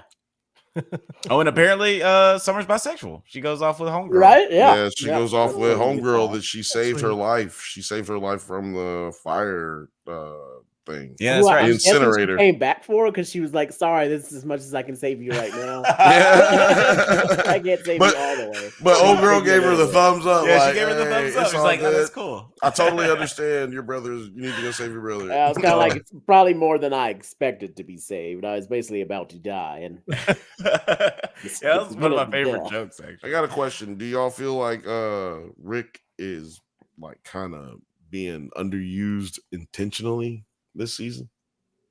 You said Rick is being underused? Yeah, they got the Rick villain out of the way, and now it's 2 episodes later, and they still haven't really done anything with him. Like, he's kind of been absent from the main plot. Yeah, I mean, he's definitely not the. Because we had that whole first episode with him, and yeah, I'm talking about. Yeah, but that was like. So you mean like after they wrapped up the evil Morty or the evil Rick? Evil Rick was like episode 2 or episode? I think it was episode 1. 1 and 2 kind of bled into each other, right? I can't remember. It was one was Mr. Poopy standalone with the boys. Right. Oh yeah, that's right. Yeah. Mr. And Poopy standalone. Two was another one. Sorry, 2 was Unity, and then the 3 was Rick's villain, right? And then now we've got 2 more, and I just feel like they just kind of are moving away from Rick a little bit to maybe set something else up, but I don't know. Well, those first 3 episodes. Sorry, Terry, I'll let you go in just a second. But I feel like those first three episodes were kind of Rick centric, just emotionally. And yeah, I feel like we're just getting a chance to let some of the other characters shine. And to your point, Terry, like that we might even get like a Jerry or Beth episode down the line. But what do you think? How do you feel about that? No, I was saying the same thing. It's like we were kind of Rick heavy. And with these later seasons, each character, like besides Rick and Morty, actually getting, some substance to them and them having their own characters. I think, of course, we're going to probably see less of Rick because we got to see more of other characters. So, like we said, what's next down the pipeline? Probably a Jerry episode and then probably a double Beth episode because we got 2 Beths. Remember that. Yeah, that's right. We don't have just 1 Beth. Now we have 2 Beths. So that's like 2 more episodes that can be taken away from Rick and Morty. And don't forget, Beth is in a polyamorous relationship with her husband and herself. So that could be like 1 long episode or 2 episodes, maybe 3. I'm definitely looking forward to the next Jerry episode. I think you already said that. Are we gonna see? Because this episode we got is from the intro clip of Summer. Just body lifting up Rick. That's in the clip. Yep. So I'm wondering, are we gonna see, Jerry doing the whole Jerry Van Dam move? Yeah, because last episode was a lot of like sewing up a lot of those intro scenes. Mm-hmm. So I'm very interested. Blessings. I'm very interested. Excuse me, everybody. I mean, I'm sorry. There's the people who do listen to this on podcasts. Format, and I'm sorry. I just sneezed. And that was probably really loud for you. But guys, letting you guys. I'm sorry, no. Sorry, shit. Go ahead. No, I was just saying, like, Guado. I don't know. I forgot what I was saying. Open your mind. This shit hurt. Just open your mind. You remember. Open your mind. I will say, if you guys are listening to this not live later on, there are actually timestamps in the description, so you guys can move on to whatever show you want to if you don't watch any of these shows. But we only give out that warning. We only give out that warning this far ahead in the video because you better be watching and find out. Do you guys have any final? Did you guys catch that there's another Venture Brothers connection then? Oh, talk about open your mind. The trial of the Monarch. Who's the attorney? He's a Quado. Oh yeah, that country Southern lawyer dude. Yeah, that's he sure right. Was like he'd open up his tummy and go, blah, and it was a Quado. Yeah, that's incredible. That's incredible. But yeah, you guys have any last final thoughts about this Rick and Morty episode or the season as so far before we move on, Terry? What was that the ending scene? What was that a reference to?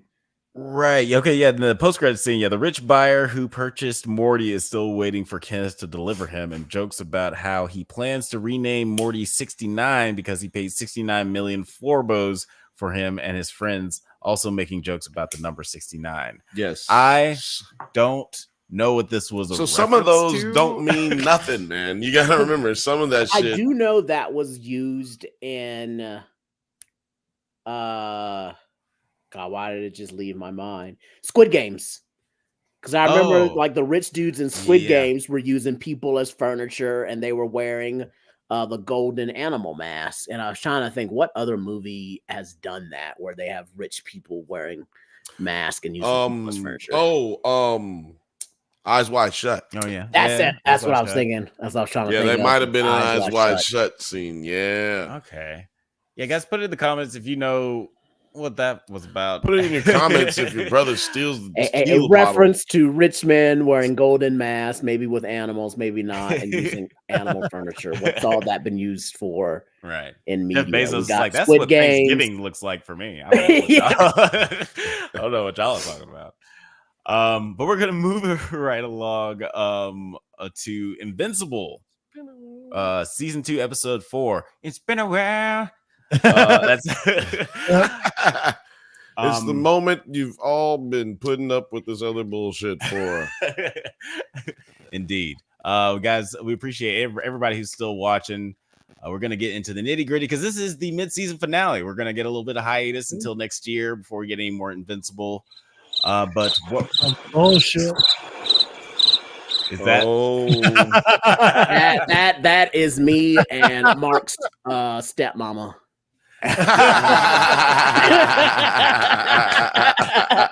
Yes. Let's get right into it. Why was Omni-Man clapping butt cheeks? First of all, he said, I thought Bill was joking. Let me tell you because he had eyes. Duh. And can we talk about what's the injustices, the comic book between the show? Because look at that. Look, that's show her, it's a bug. But comic book her, and I'm just like, I'm not seeing it. Can you put? Oh wait, no. Can you? Oh no, I got you. Which one?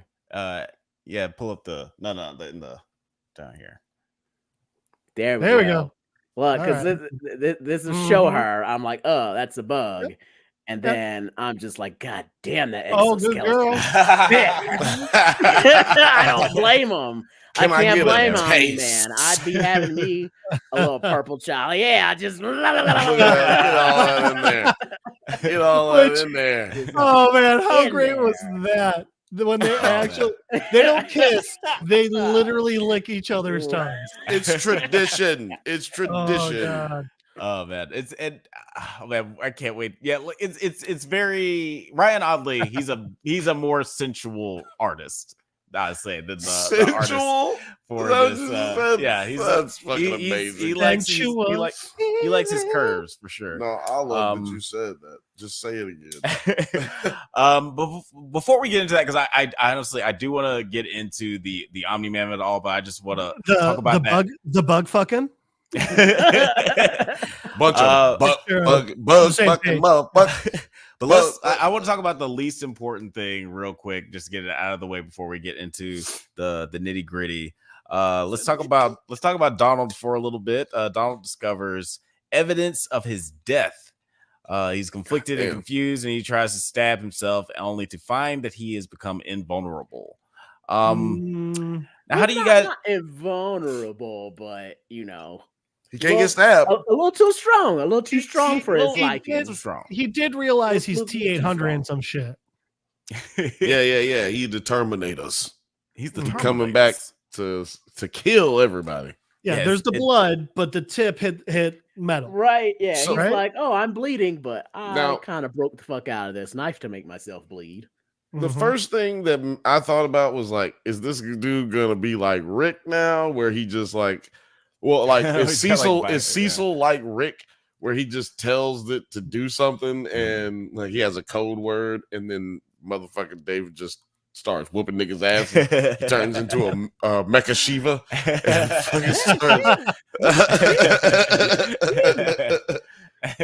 Like, I don't know. Is that like that's the we're connecting Venture Brothers to everything, man. It might be my favorite show of all time, but it might be. But correct.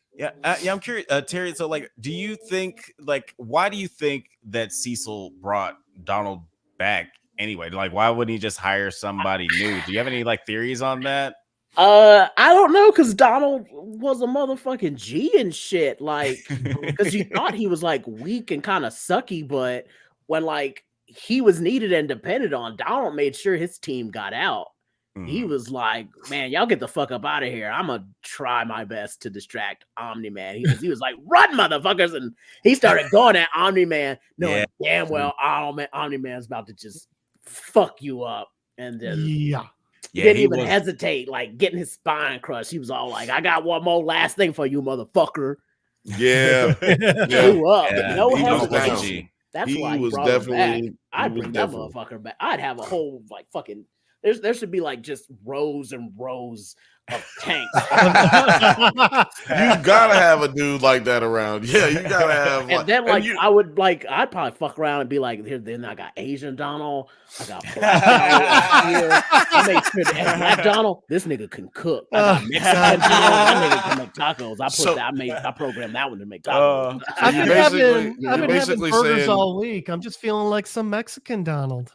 And you see that one right there? That's Lady Donald. You basically saying there will be a bunch of Terrys. He's basically creating a bunch of Terrys. That's all he's doing. I may or may not know a thing about cloning. So, I get it. I get that. But Jeff, how do you feel like Cecil's gonna react to all this? Like now that he pretty much knows the truth, and how did you like the reveal of that whole thing of him seeing? I was very happy with the reveal, and I think the reason why Donald is because say this is a clone, say this is a robot, a cyborg, whatever you're gonna say. I think this is the first one that Cecil is really like getting out there. And I think that if you're testing it out, basically, why wouldn't you use your most loyal person? Why? That makes it so that they're less likely to rebel or do anything else. And I think that in, Cecil's world, like there's like one of two things that's going to happen now. Like, I don't think Cecil's going to be worried that Donald found out. I think Cecil's going to be like, oh, cool. Okay. Just can you hang on a second? Wipe that and reboot. Okay. Yeah. We're just going to back that up a month. Exactly. And, yeah. I mean, who knows? He might have already done that, Right. But I'm kind of wondering, is this the first Donald clone? Well, check this out. What if he's not cloned, though? This is what I was thinking, right? What if he's not cloned? What if he is kind of like Baby, or what was his name? Robot? He was Baby, though. He was Baby Crane. Yeah, Baby Crane. Because this big ass, he was just a big ass blob. You know what I'm saying? So, what if they were able to just take David's brain? Like, what if he's just his brain and eyeballs? You know what I'm saying? Like, he blew up, but they just put him back together because they had the technology. Yeah. I can rebuild him. I can see that. Right? They had that zombie man who made, that's what I was gonna say. People. Maybe his shit got a little bit because he was doing that shit out of the basement and garbage cans. Yeah, we did. Now he has like government backing money, Not like we got that. I'm sorry. It's just that I forgot about that. Right? Yeah. Hilarious. He was doing his shit in like the gutters and sewers and making top notch. No wonder they didn't like imprison. I don't think I could imprison that man. Look, you're gonna go to jail, but it ain't gonna be like jail. You know what I'm saying? Birdman. And we did get the tease at the end of last season that he's still working with Cecil. So that we might get some reveals of that. But guys, immoral as shit, but it's all to make better defense. Yeah. It's like he's an interesting character because he's all about the greater good, but he's not unwilling to do something fucked up. He's very Nick Fury. Guys, if you have any Uncle Baby Billy, we should. Oh man, that gives me an idea for a clip just to put Uncle Baby Billy voices on top of Caesar. Especially when him and Mark are arguing with each other. Amazing. Hey. Go outside, nerd. If you can go outside, nerd. I got a package. That's a good one. Yeah. Let's get it.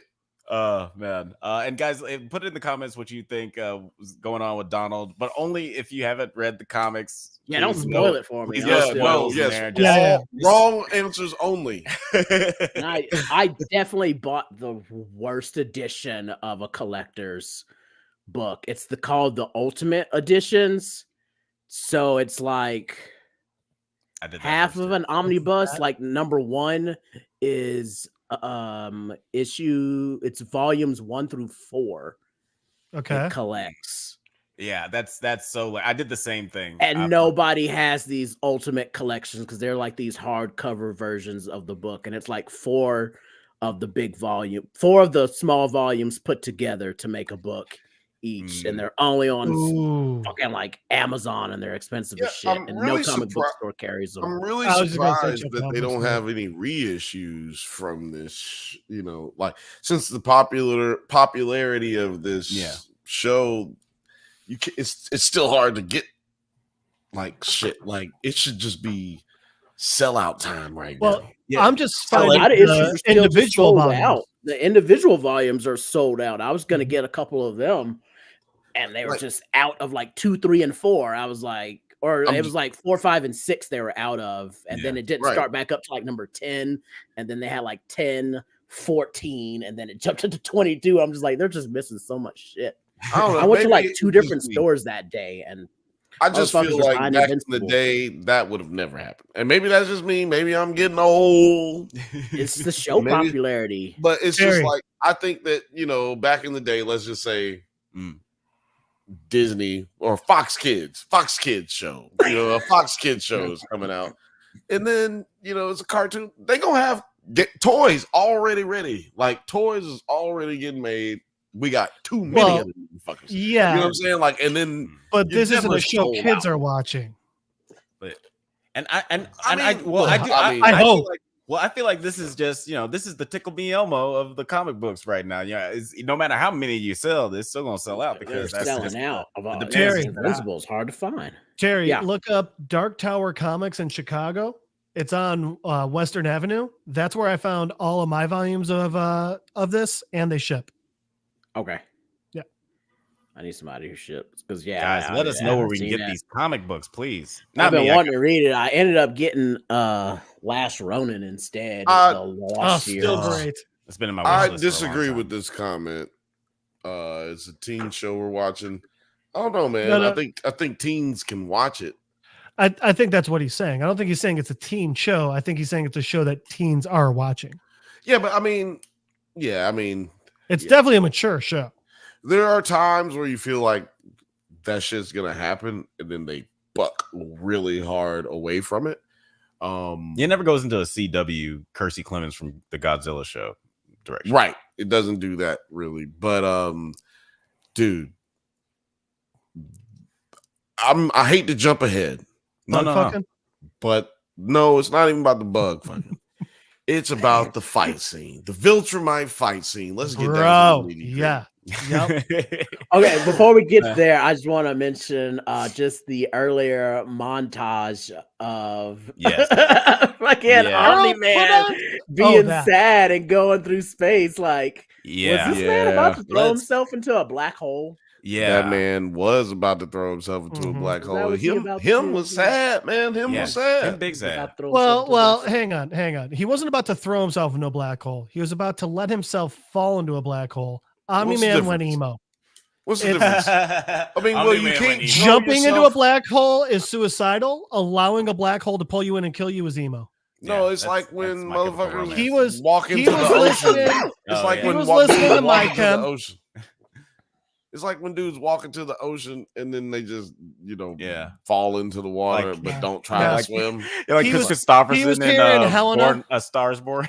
Yeah, for real. He even had a song playing for him as he's just flying through space. Or maybe the black girls, Yeah. the girl's dad in Black Cake.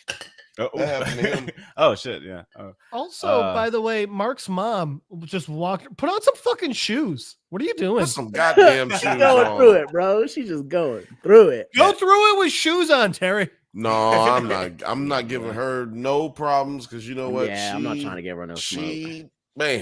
Yeah. She's like her husband really did die, but then also she found out he was a dick. But he didn't die. He left. Yeah. God And now he's damn, all that's trying to be still a like, dick. I'm sorry, but now he's already shacked up and moved on. Right. Don't you hate it? Like your ex breaks Oh. your heart and then like they're doing better all of a sudden? Right, yeah, it's Like, like, yeah. all of a sudden So they far- got their shit so far together she does- now so with a far new she partner. doesn't You're do like, that. what the fuck, man? Okay, but let's also take into account how good you feel when it's like, oh, they already moved on, and you see them, you're like, shit, that's what you decided to move on with? I'm better looking than her. I don't know, I man, mean- because that's like an insect alien bug lady. Well, let's Yeah. not Well, get before- too far into yeah, that let's- because we don't want to run into spoilers. But yeah, real quick, what like Terry was mentioning at the beginning of the episode in flashbacks, Nolan flew aimlessly through space after abandoning Earth. We get to see what he's been up to since last season, which is my old friend. right. Yeah. Yeah, yeah, he is listening to Simon and Garfunkel. He's got the Graduate soundtrack on full blast. And he's just floating through space. And while contemplating suicide at a black hole, he instead saved a Thraxan ship from being pulled into it. and was made their ruler. So it's an interesting kind of dynamic where he's like thinking about giving up on his life because of the wrong that he did, and he decided to do something good, and that kind of changes his whole life Whole from there trajectory. Yeah, Not like 20 years of living on Earth though, just that one moment and his utter that should tell you sadness. That should tell you how good bug fucking is. Like, hold on a second, that girl got a fat ass. Let me say this shit. Hold on a second. That thorax banging. Had that bug. Well, hold on, no, because like I think the reason that he didn't come to that conclusion during his time on Earth is because Earth lifespan is Earthlings' lifespan is longer than these bug people, and the bug people die real quick. So he's lived through generations and generations in this short time. I mean, he's lived through one generation. Well, no, their lifespan's a year. 3 or 4 generations, though. No, I'm talking about generations. You know what I'm saying? Like, so he doesn't like he met some grandpa. Okay, I see. And then they probably died within the next 2 months. And right, then people he knew that were like his age in 40s and 50s, they died like 2 months later.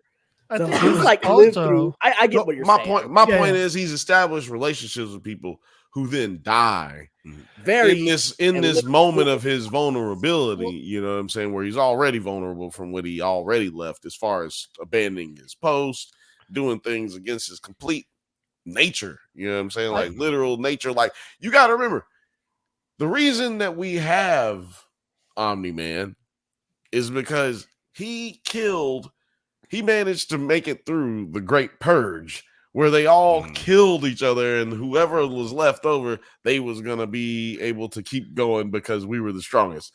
And so that means he killed a lot of motherfuckers. They committed a genocide against their I really want to know, how did that like work? Like, how do you know when to stop killing?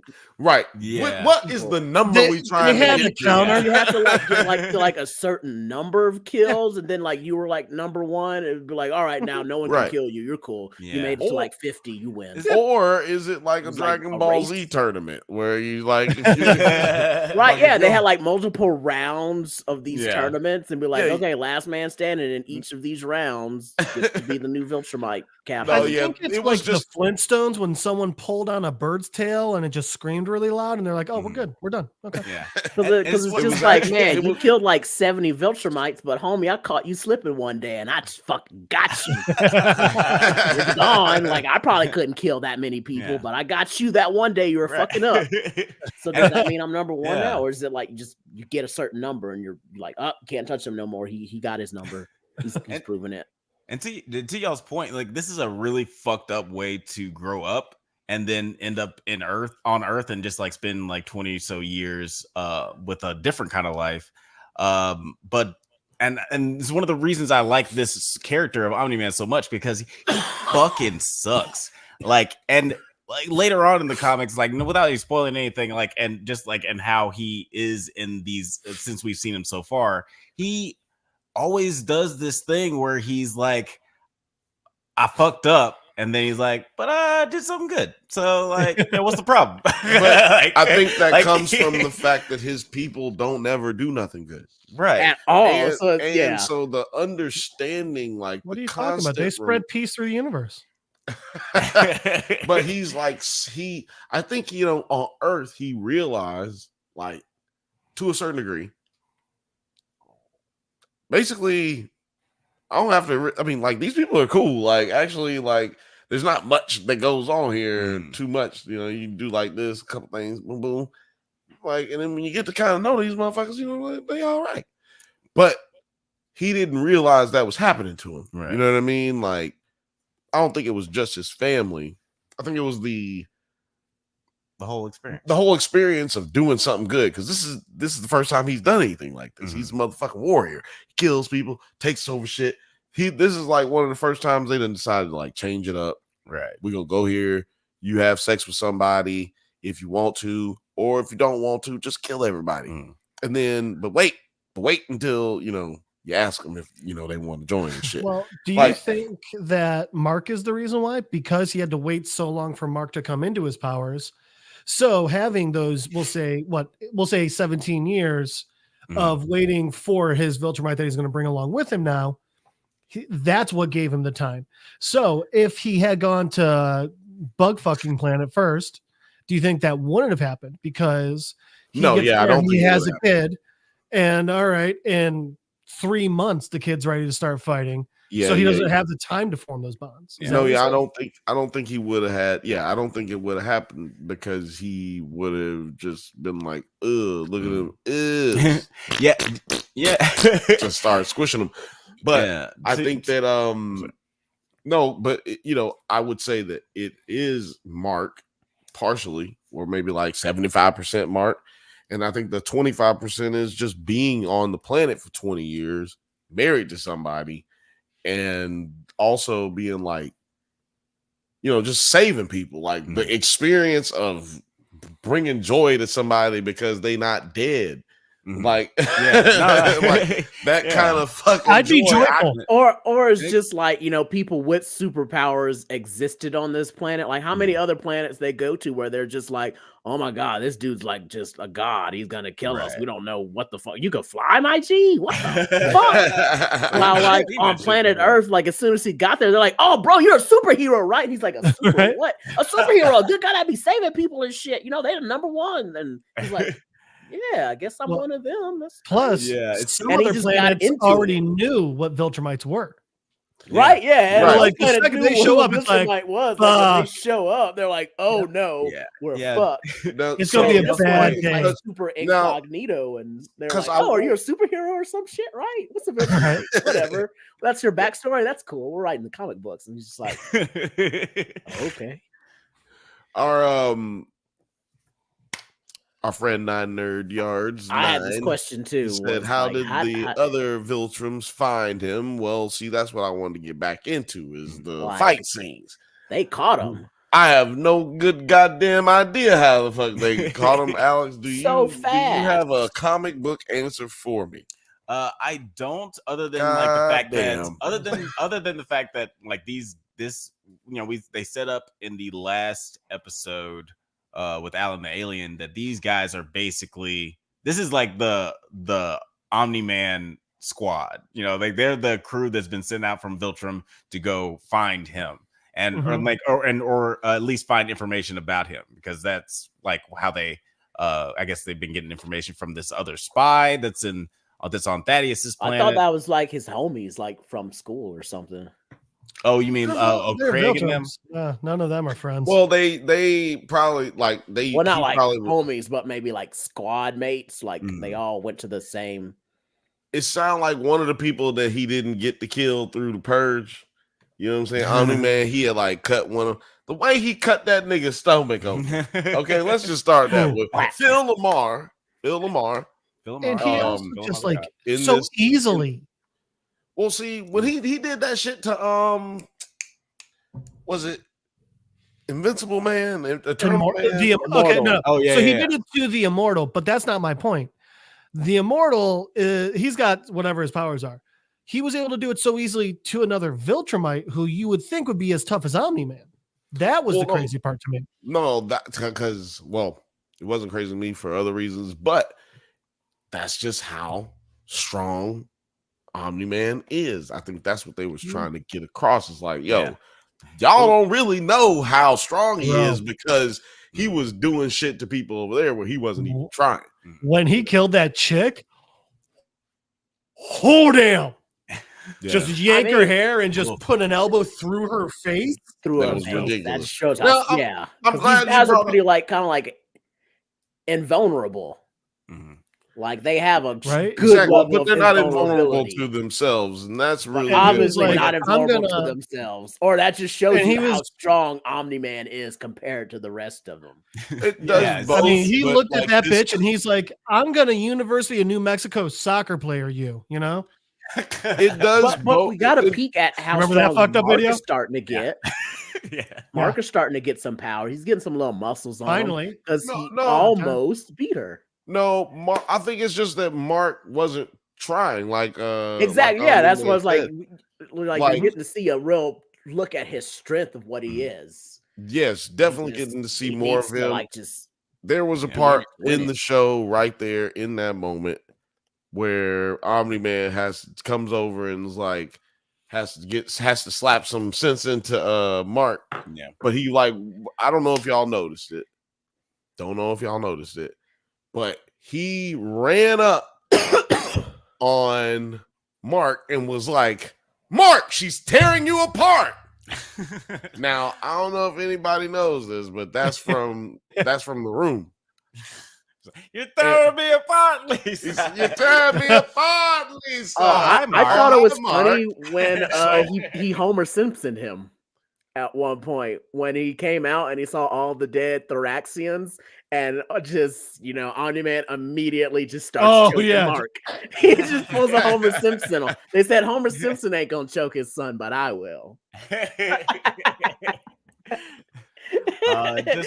Immediately just starts choking that boy, and it's like, why the fuck am I so pissed off right now? Why am I so sad? Why do I care about these people? I don't know. Why are you choking me? Shout out to 9. He just said, just realized that Bug Wife is Rhea Seehorn, who plays Kim Wexler on Better Call Saul. Great actress, great show. Which, by the way, this episode was when I realized that Taylor's voiced by fucking Mark Hamill. Oh, you did? Yeah. Oh, yeah. He's great. Just like there was something you said in this episode. I was like, that sounds like the Joker. IMDb. Next week, I'm bringing up some fucking clip. Hi, Mark. I'm bringing it up, goddammit. Because that shit was so fucking written in for the fucking fans. Alex did a video where he used that shit. Check out my Invincible video. Oh, hi, Mark. Like, that shit is fucking for the room. I don't know if we got any room fans, but yeah, it's fucking great movie. Yeah, I do feel like this fight scene was a really great character building or storytelling through fight scenes, because again, like y'all said, you can see the power levels of everybody, and even though these characters we see them like Superman, where they're just sort of invincible, even Superman's fucking suit doesn't tear, and but also also the fight scenes where they were coming back on them, and like y'all mentioned, Terry, you mentioned, we started seeing a lot more of Mark's strength. But in that moment, they were fighting their different opponents, and they did the same panels that they did in the comic books. Oh yeah.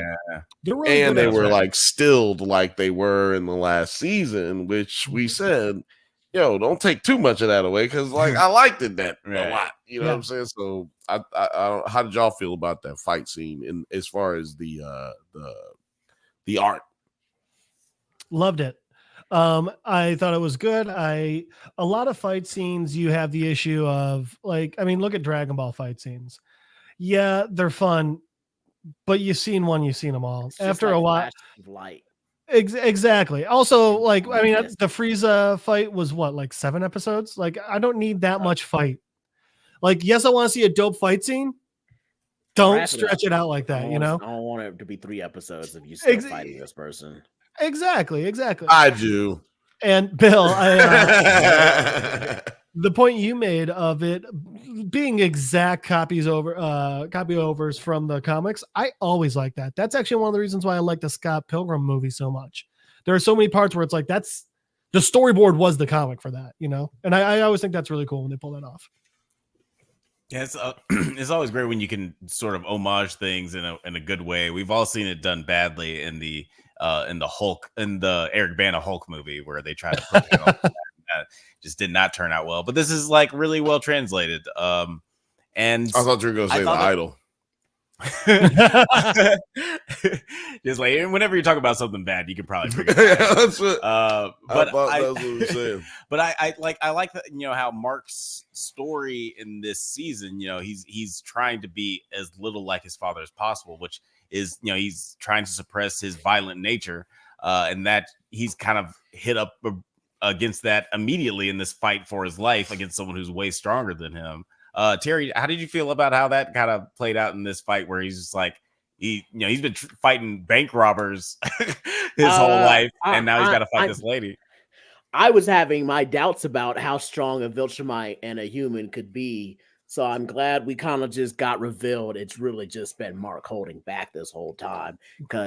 And it's also one reason why I kind of like this show was because Mark was getting his ass whooped every fucking fight. Like, I was like, man, I like a hero that could take an ass whooping. And it's not sometimes I like to see my hero just fucking just annihilate people. Just no chance.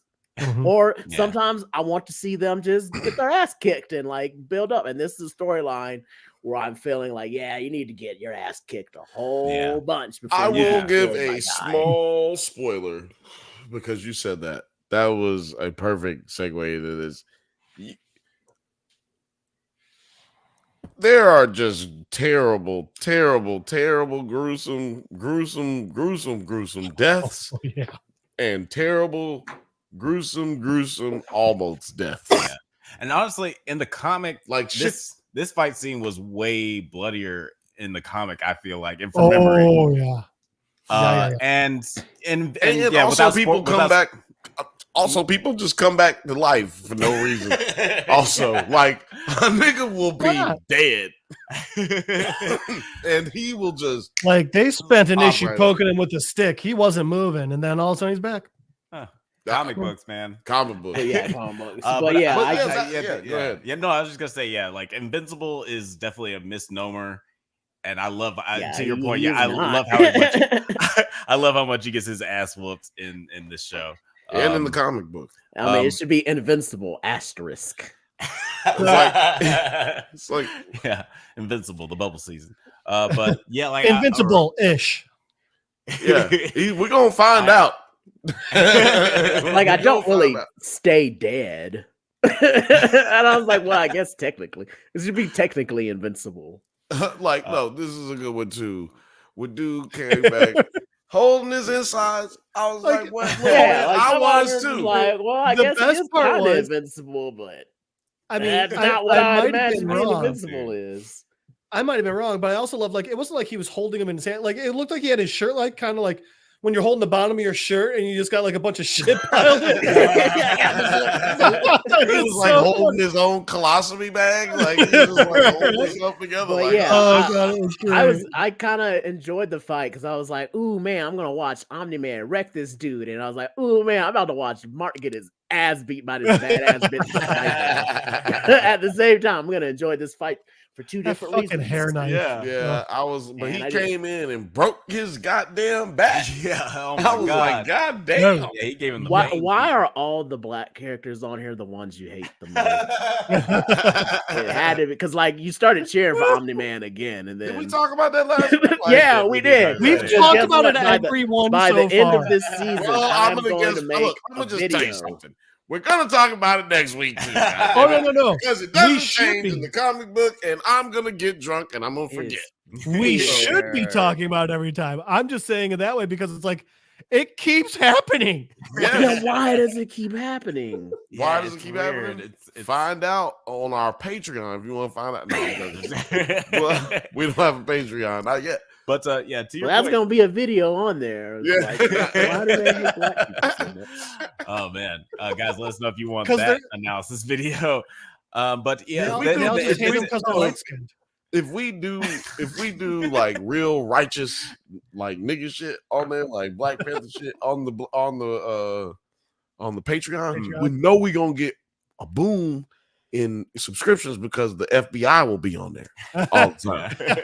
And so then we'll always be getting numbers because they got to pay to get on there. No, I mean, you can never be not people on here. They on YouTube already think I'm militant. Like there was somebody who said, "Why you got to be talking about race all the time?" It's like, this is my top 10 Christmas movies. Like, what are you talking about? Alex, explain to Nine why the Viltrumites just like gonna be living. How they fucking just live after getting sliced open in the stomach. I mean, they're basically Super Saiyan, or they're basically Saiyans. Like they can 100%. if they're not dead, they're like if you don't cut off their head or like split them down the middle, they can probably like heal from that shit. Yeah, just give them a couple months. And if you do kill them, just Dragon Ball them back. It's cool. And then they got that thing that they just put people in, and they kind of sit. Oh yeah, and that's also a good point. Like they have I call them all back to tanks. They're all back to tanks. They're all back to tanks. Right. In this case, they Banthas tanks because the Viltrumites, Viltra tanks. Yeah, they put him in a back to brace like after he broke his back. Right. And they wheeled him out. All you do is put some Robitussin on it and some hot sauce and some fucking icy hot, and then you're good. That's all. That's the ingredients.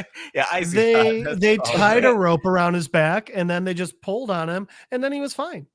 That's how you heal a broken back. That's it. Everybody knows sometimes the old ways. If you're a Viltrumite, by the way, for people out there, don't go out there and try to break. Yeah, don't break your back. Start getting some lawsuits. But at the end of this episode, Nolan, he's getting basically carted off to Viltrum. Before he does, that sounds like. It just sounds like it sounds like what it actually is this, but it sounds like you're talking about leading somebody off to their death. Just gonna like it's Valhalla. Yeah, you off to Valhalla. Off to Viltrum. Bit different. Off to Viltrum. But he might be going off to his death. Who knows? He's definitely scheduled to be executed. But before he leaves, that usually is a deadly situation. Yeah, but you don't tend to survive your execution. Unless you're Robin Hood, you can do it. But he tells Mark before he gets carted off to read my books. And we'll get to that a little bit later. But before the Viltrumites leave, Craig, I love that his name's Craig. Me too. Craig, you ain't got to lie, Craig. you ain't got to lie. And he's telling the straight truth right now. He tells Mark, you got Omni-Man's job now. Now you have to prepare Earth for total domination. If you don't, we're gonna just come and kill everybody. Hey, welcome, buddy. Punch. Bitch. Yeah, straight sucker punches him. Was like, I can't even defend myself. Straight up, he was like, welcome. He was like, hey, guess what? Welcome to Team Viltrum. You apparently got the stuff. Kill Earth or we'll kill everybody. Boom. It's just like, damn. Yeah. It's cool. That seems like I was like, that's the nicest. We're giving you options. Ever going to be to you. You should probably take that option because it's probably not going to get any much nicer than that. Yeah, like how do you like put yourself in Mark's shoes?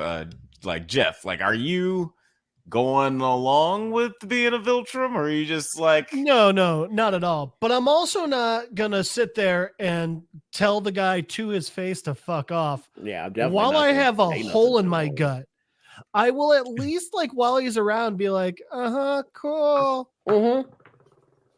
And then when he leaves and like I can walk again, then I'll be like, no, all right, we got to train some stuff. Right. It's like I'll behave.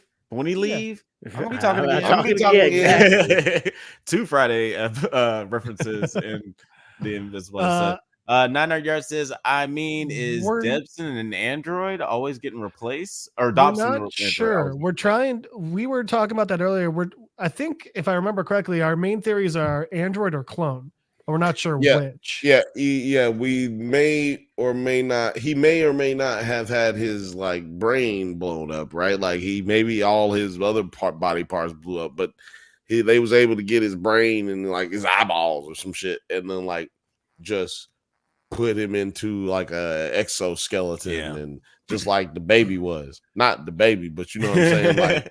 Like you Kane, keep calling Kane. Robot a baby. Yeah, because he was a goddamn that's like the baby. But, you know what I'm saying? That's the baby. You know what I'm talking about? Don't kick the baby. North Carolina's own. Why was I doing like this? Why was I doing like this? No one knows. Why nobody say that? You're the baby. Why didn't nobody say something? I think it's this. I feel like this is restricting, and I don't want to knock over the weed jar. Yeah, there's a lot of things to pay attention to. I'm gonna move the weed jar. It's like you're Ricky Bobby. I don't know what to do with my hands. But yeah, like I'm very interested to see how like all that shit's gonna turn out with the Viltrums and what Mark is gonna fucking do. Terry, do you have? Oh, sorry, no, you have. Because you're a very chauvinistic host. I just want to let you know that's why I'm here, y'all. You know what I'm saying? Ladies, I'm here for y'all. You know what I'm saying? This nigga didn't even want to talk about Eve. You know what I mean? I mean, it's a pretty quick part of the episode. We gonna talk about Eve, and we're gonna talk about that. Why wasn't this longer? Why wasn't it longer, ladies? What do you want to talk about Eve? It was like it was weird. I kind of wish they took this part out of the episode now that you bring that up, just because there was so much going on women. with. I mean, famously, I hate women. I can't stand y'all. It's been documented. But I actually the top thing on our Wikipedia page. Alex hates women. That's in the description for every video. But I felt like, you know, this is the Omni-Man Mark episode. Like this, we're trying to catch up with what's going on with the Grayson family. Even Debbie, like we care about what's going on with them. There are episodes where, you know, Eve gets her shine and we can get all that shit in, but this is very much not what's going on with Eve's life right now. I did to that point. I did like everything. I just found myself waiting for the. I'll say this. Shit. But what I'll say this. Knowing what I know, and I'm disappointed in you, nigga. Knowing what I know about the, you know, what's coming forward, you know, from the source material. 9, yes, they did, and they did live. Sorry. Did they confirm if those people made it out of the river? Because if not, Eve kind of killed them. Yeah, no. I don't remember. I don't know if they confirmed it. I don't remember. But Jeff said they did. So if we wrong, put it in the comments. But I just felt like it sets up the fact that somebody got to be saving the world while Mark is doing other shit. Yeah, for sure. Somebody can't just be relying on the Guardians of the Globe because they fucking suck. Yeah. We've established early in this season that they ain't got their shit together. Yeah, they're not great. That's not the issue. I think the issue is it was just an awkwardly placed. It was awkwardly placed. They didn't really go into Eve's story that much, just like hey, go. You're a little lonely. Go fight people. Okay, bye. Like, I think what would have been good was that Adam Eve episode, the standalone episode they had a while back. I think it would have been good if they had another one of those now in between, like during the hiatus they're about to take. I think, and like obviously a longer story for Eve, but I think that would have worked out better than just like this. Let's try and shoehorn it in here real quick, you know? Right. Yeah, because to your point, I think that it would have been more interesting if they maybe put it in the next episode because I don't know. It messed with the flow. Yeah, it messed with the flow. Like the Watchers on the Wall episode of Game of Thrones. Like that's one episode where we just focus on Jon Snow, and it doesn't feel weird. Bad idea. No, I'm joking. And it doesn't feel weird. You know nothing, Jon Snow. We don't see any of the other characters, and this could have been an episode where we just focus on the Graysons. Not that I don't love Adam Eve. I love Adam Eve and Jillian Jacobs. I feel like if we focused on the Graysons, Gillian Jacobs. Oh, is it Gillian Jacobs? I feel like if we just focused on the Graysons, we'd be sitting here talking about how we didn't see anything from Adam Eve. So I was kind of wondering where she is. Where is Adam Eve? I think. I just want to say like this because I ain't trying to spoil nothing. I'm team Adam Eve. You know what I'm saying? That's all I'm saying. Shit, that's my homie. You know what I'm saying? We ride on that shit. You know what I'm saying? Down 10 toes down on Eve. Yeah, I love Adam Eve. She's one of my favorite characters on the show. Yeah. For sure. She's my second favorite character in like the comics and the universe. Show. We can say the universe if you know, so you don't end up like But then later at the end of the episode, after Nolan tells Mark to read his books, we see Debbie. Yeah, we see Debbie. She's finally gotten over Nolan, and she's throwing out all of his stuff, including his sci-fi books. It's like she doesn't listen. God. Like, did you even watch the last game? Did she say to throw him out, or she just was saying she wasn't going to take money from him? No, she's not taking money from Cecil, but she's also just throwing out the books, just probably because she doesn't want anything from Nolan. Yeah, they're memories of Nolan. Well, I feel like maybe dude who makes the suits was like, I think he kind of talked her out of that kind of shit. No, you know we saw her putting the books on the curb. I mean, well, it's not like the books ain't out there at a Barnes and Noble or whatever, or Amazon or goddamn wherever you get books at. I don't buy books. I get them on Audible. Yeah, I doubt it's going to be like a situation where Mark gets back. He's like, you threw out the books? I'll never be able to find them. Who here thinks that Mark will actually read a book or actually be, which one is? This is quick answer. Will he be listening to an audio book or will he be reading a book? Terry, go. Yes or no? He's gonna audio book it for sure. But maybe I'm also insinuating there might have been like some drafts of books that haven't been published yet that he wanted him to read, and those got thrown out, like some unedited versions. That would make sense. That's what I'm hoping is what that signified of them zooming in on the books being tracked, because he definitely can't just be like, oh my God, you threw out these books that are available to find every goddamn fucking where. Jeff, audiobook, or is he gonna turn the pages? He's gonna have his roommate friend read the book and then tell it to him.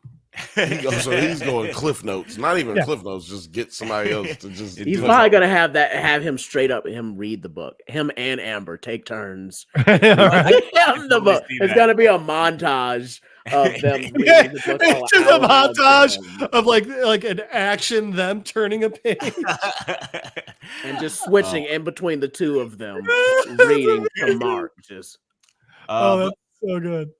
But why do you guys have any any theories of audiobook or goddamn turning the pages? The fuck is wrong with you? But guys, are you gonna answer? Oh, you're actually asking me. I thought you were. You're the only one who has an answer. Yeah, he's definitely going audiobook. Yeah, I think that'd be like. I think he's gonna turn pages. I mean, I think we're gonna see a scene. him turning the pages on. I don't see him reading. No. I see him being read to either by audiobook or person. This is why I asked. These are deep questions that you got to get down to the nitty gritty of. You know what I'm saying? These are the deep questions. This is why you Bantha. This is why you Bantha. Now let me tell you something. Why Bantha? Mauler twins. That shit was hilarious at the end where. Oh yeah, let's talk about how they woke up and they're all here. That other one was hyped to be on that bullshit. He watched talking about. He woke up saying, "Hey, clone, what the fuck you doing?" What'd you say again? Look at my face. Look at my motherfucking face, bro. What'd you say? You are not. You tried to wake up and give me that same energy as before, but no. He woke up trying to give him that smoke. Yeah, that was a really great way to end it, and I love how they play "Run the Jewels" every time there's a Mauler twins scene. It's just a weird little thing, and maybe Killer Mike and LP are fucking the Mauler twins. Maybe that's what they're trying to tell us. They are the Mauler twins. That's man, that would be dope at a concert if they just like came out like some Mauler twins. That's some pretty good clout to think if you think about it. Be like, hey, if you're gonna use our music, you can only use it for like our personal favorite characters. That's actually awesome. That would be dope. Yeah. What did you think about the Mauler twins, Jeff? It was fantastic. It was such a good way of doing of like playing on their whole clone thing. Also, having the one clone wake up and say like, "No, I remember it. I was there," was a good way of showing why they always think they're both the same. Because usually, you're like, "Oh, they have memory up to a certain time," and then like they remember waking up just now. But like, no. It's literally every single memory, including them making the memory clone process. And making the fucking clone itself. They're like, nope, it's because like he explained, it's like it's I made you, You could Make them easily think just they're the same person. write You an actually L. don't know who's the clone. It's way Just- better. Exactly. just Exactly. just take a Sharpie and write an L on your fucking capsule. They do it. and then wake up and then be like, or be mad. One of them gonna be mad. One of them gonna be Yeah, They you go they do it mad. the They 6 day straight style. up There's a kill. little dot under the eye for each time you cloned, because you're never gonna go like this ever in your life, so you won't notice. And then keep it to yourself because you already seen what happens, right? Like you already see what happens next. Like just don't even tell anybody. Just be like, like one of you. Yeah.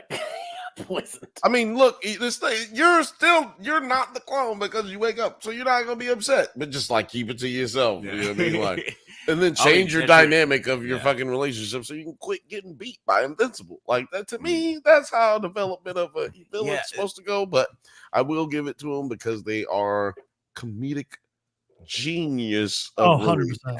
Yeah, they're like the weird, like kind of Rosencrantz and Guildenstein of Invincible, where they're just kind of like bobbling along, sort of interacting in the story, but like they're mostly just fun. They're the guys in the balcony on this fucking Muppets. Look at all those people down there. I like their little interaction with the security guard because, like, he like I don't know how.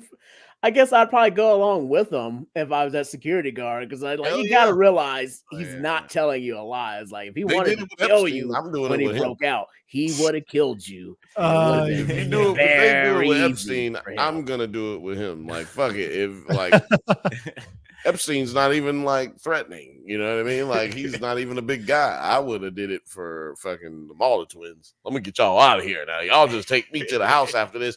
We can pick up my money. I need to pick up like my little going away bag, my little tote bag. They just wanted a little bit of extra better food. Like they weren't even asking for nothing. Yeah, they wanted that chicken pot pie. That's all. Like, they just wanted some chicken pot pie. Chicken pot pie. I would have been bringing them. I'd have been bringing them turkey and dressing. I'd have been bringing them. I'd have been. You've already seen them escape once. Yep. Like at this point in time, you automatically should know like they're gonna escape again somehow. Exactly. Yeah, they never don't escape. Right? Yeah. This is like what 3 times they've escaped, 3 or 4 times they've escaped. At this time, just know it's like it's better for them to like kind of knock you out each time instead of killing you. Like they've done to everybody else in the facility. They have no problem killing everybody else. I mean they're the perfect plot device. They're wonderful, wonderful characters. But I think they might be my favorite characters. Okay, yeah. I mean, through the comic books in general, they're like 2 of the first characters we see in the whole show. I think they are. Yeah, they're the first 2 characters. They're the first not like normal people we see. Yeah, they're for super powered people. I probably would have helped the Maulers escape at least once, just for shits and giggles. Why not? Yeah, that's so fun. Like a scene out of life. They're gonna get caught. I was like, they gotta get caught. Like, yeah. I just wanted to get some brownie points with them. Be like, I'm the one who helped you out that time. Yeah, that one time. Yeah. We do have to get out. That's because you're a clone sympathizer. We all know this. Yeah, we know. And as a matter of fact, we're not gonna talk politics on this show. We're not gonna talk politics on this show. I'm sorry. This is not because Alex. I told you. Look, I wouldn't say certain things. Look, we can't look. To all the clones out there, we do not want to offend any clones that are out there. You know what I'm saying? So, but before we get out of here, I do want to mention that we got a store out there, ladies and gentlemen. That's right. Get your motherfucking Black Friday on and go and get a hoodie, a blanket. I don't know what's on there. No. A friggin' an apron for your kitchen? Hell yeah, get you an apron. Yeah, the aprons are selling pretty well. I was not. Those are dope. By that. Get you a I t-shirt. have like 8 aprons, or I would have bought one. Yeah, man. Get you a t-shirt. Next time we'll show off the store, but go on there and check it out. Hoodies, sweaters. Yeah. We got banana hammocks on there. Those have Blake's face on it. It unzips in the front. It has a little special part where it unzips in the front. That's where his face is at. Look, I'm just telling you. He insisted on this. He gave us drawings. He gave us all the art. Specs. It was impressive. But yeah, look, there's involved. definitely banana hammocks on there. And then if you don't see a banana hammock, just message me on Instagram. I'll make sure you get yours. And then what else was there on it? Oh, mugs. Yeah, there's mugs, t-shirts, hoodies, thermos, all kinds of stuff, and all kinds of different designs. Like beans. honestly, you guys can check it out in the community page. All different links. And actually, you get 15% off for like the next, I think, 12 days. Yeah. So check that out. Black Friday, baby. But guys, you guys have any final thoughts on Invincible? Because we're halfway through now. We only got 4 episodes left. Now we halfway through now. Uncle Baby Billy says we only got 4 more episodes left. You know what I'm saying? That was a terrible Uncle Baby Billy. Go ahead, nerd. But Terry, do you have any final thoughts on Invincible? Just how the season's gone so far compared to like first season? Yeah, it's pretty strong still. Got me hooked. A lot of callbacks to the first season with a lot of good new additions at the same time. It seems to be making the plot go a little faster from what's happening in the comic books is what I'm kind of getting. Mm-hmm. So that kind of has me, I guess now that it's about to hit this break, I'm going to try and catch up on the books and see how far I can get before it restarts again. That is a good way to spend your Invincible hiatus. Just reading up. I might do the same thing. Get reboned up. Jeff, how do you feel about this scene? Reboned up. Reboned. Did you really just say you're gonna get reboned? Okay. Yeah. Hey, look. Let's get past that. No, yeah. I almost choked on my damn Oh my god, I heard it. Jesus, no, it was. I don't really have anything else to add about this episode. Right, we'll Terry, I'm very happy with how the season's going. I'm happy with how the season's going. I'm happy with. The first season was great. This season's going really well, and I think I think doing a cartoon was the way for them to go with this. It was a smart decision. Absolutely. I'm sorry. I don't want anybody to be confused. That is not the clone sympathizer. This is the clone sympathizer right here. This is a face of a clone sympathizer right here. If you Kanye probably going to send him hate emails later or hate tweets later on X. Do you tweet on X or do you X on X? And if so, is that XXX? If you do more than one at a time, is that XXX? The verb I think it's been determined. What you do is run the company into the ground. Oh, that's wordy. Well, it's what Elon wants. What is it? How do you make $16 billion? Give Elon Musk 40. Roll tide. Scroll tide, baby. Scroll tide. Scroll tide. I can't think of a better way to end things. But before we get out of here, Terry, can you tell people where they can find you on the interwebs? Right now, they should be finding me on my Instagram at tpens with a Z-C-O, tpens-C-O, or just go to tpens.com and you can get these lovely pins. Or you can get one on the site. You can't actually get this one, but if you have a company and you want your own pin, this is what your pin could look like if you send me your own design. Dude, that's such a dope pin. Yeah, man. Yeah, that actually is really, really look dope. out. Look, hey, soon you're going to be seeing some drunk Bantha pins. So look out for those, man. You're going to be getting them right there from Producer T. Yeah, man. Like, go ahead and check out, like in the video description, you can see all the links to Producer T's incredible pins. Oh my gosh! Like, what am I saying? You should just what am I doing? You know what? You should write it down. You should just tap me when you want me to say it, and I'll say it. Just tap me. Honestly, if it's not written down, I'm just terrible. Just tap me. But just tap me. Moving right along, Jeff. Before people just stop listening, it's like the silent count. Before people stop listening, Jeff, tell the people where they can find you on the interwebs. Well, you can always try Skyping me, Don Cheadle's driveway at littledickie2.com. It's because of the hackers. You can try and find Jeff Madel on Facebook at MadelJeff on Instagram, or usually you can just find me on a Monday night hanging out with the drunk Banthas.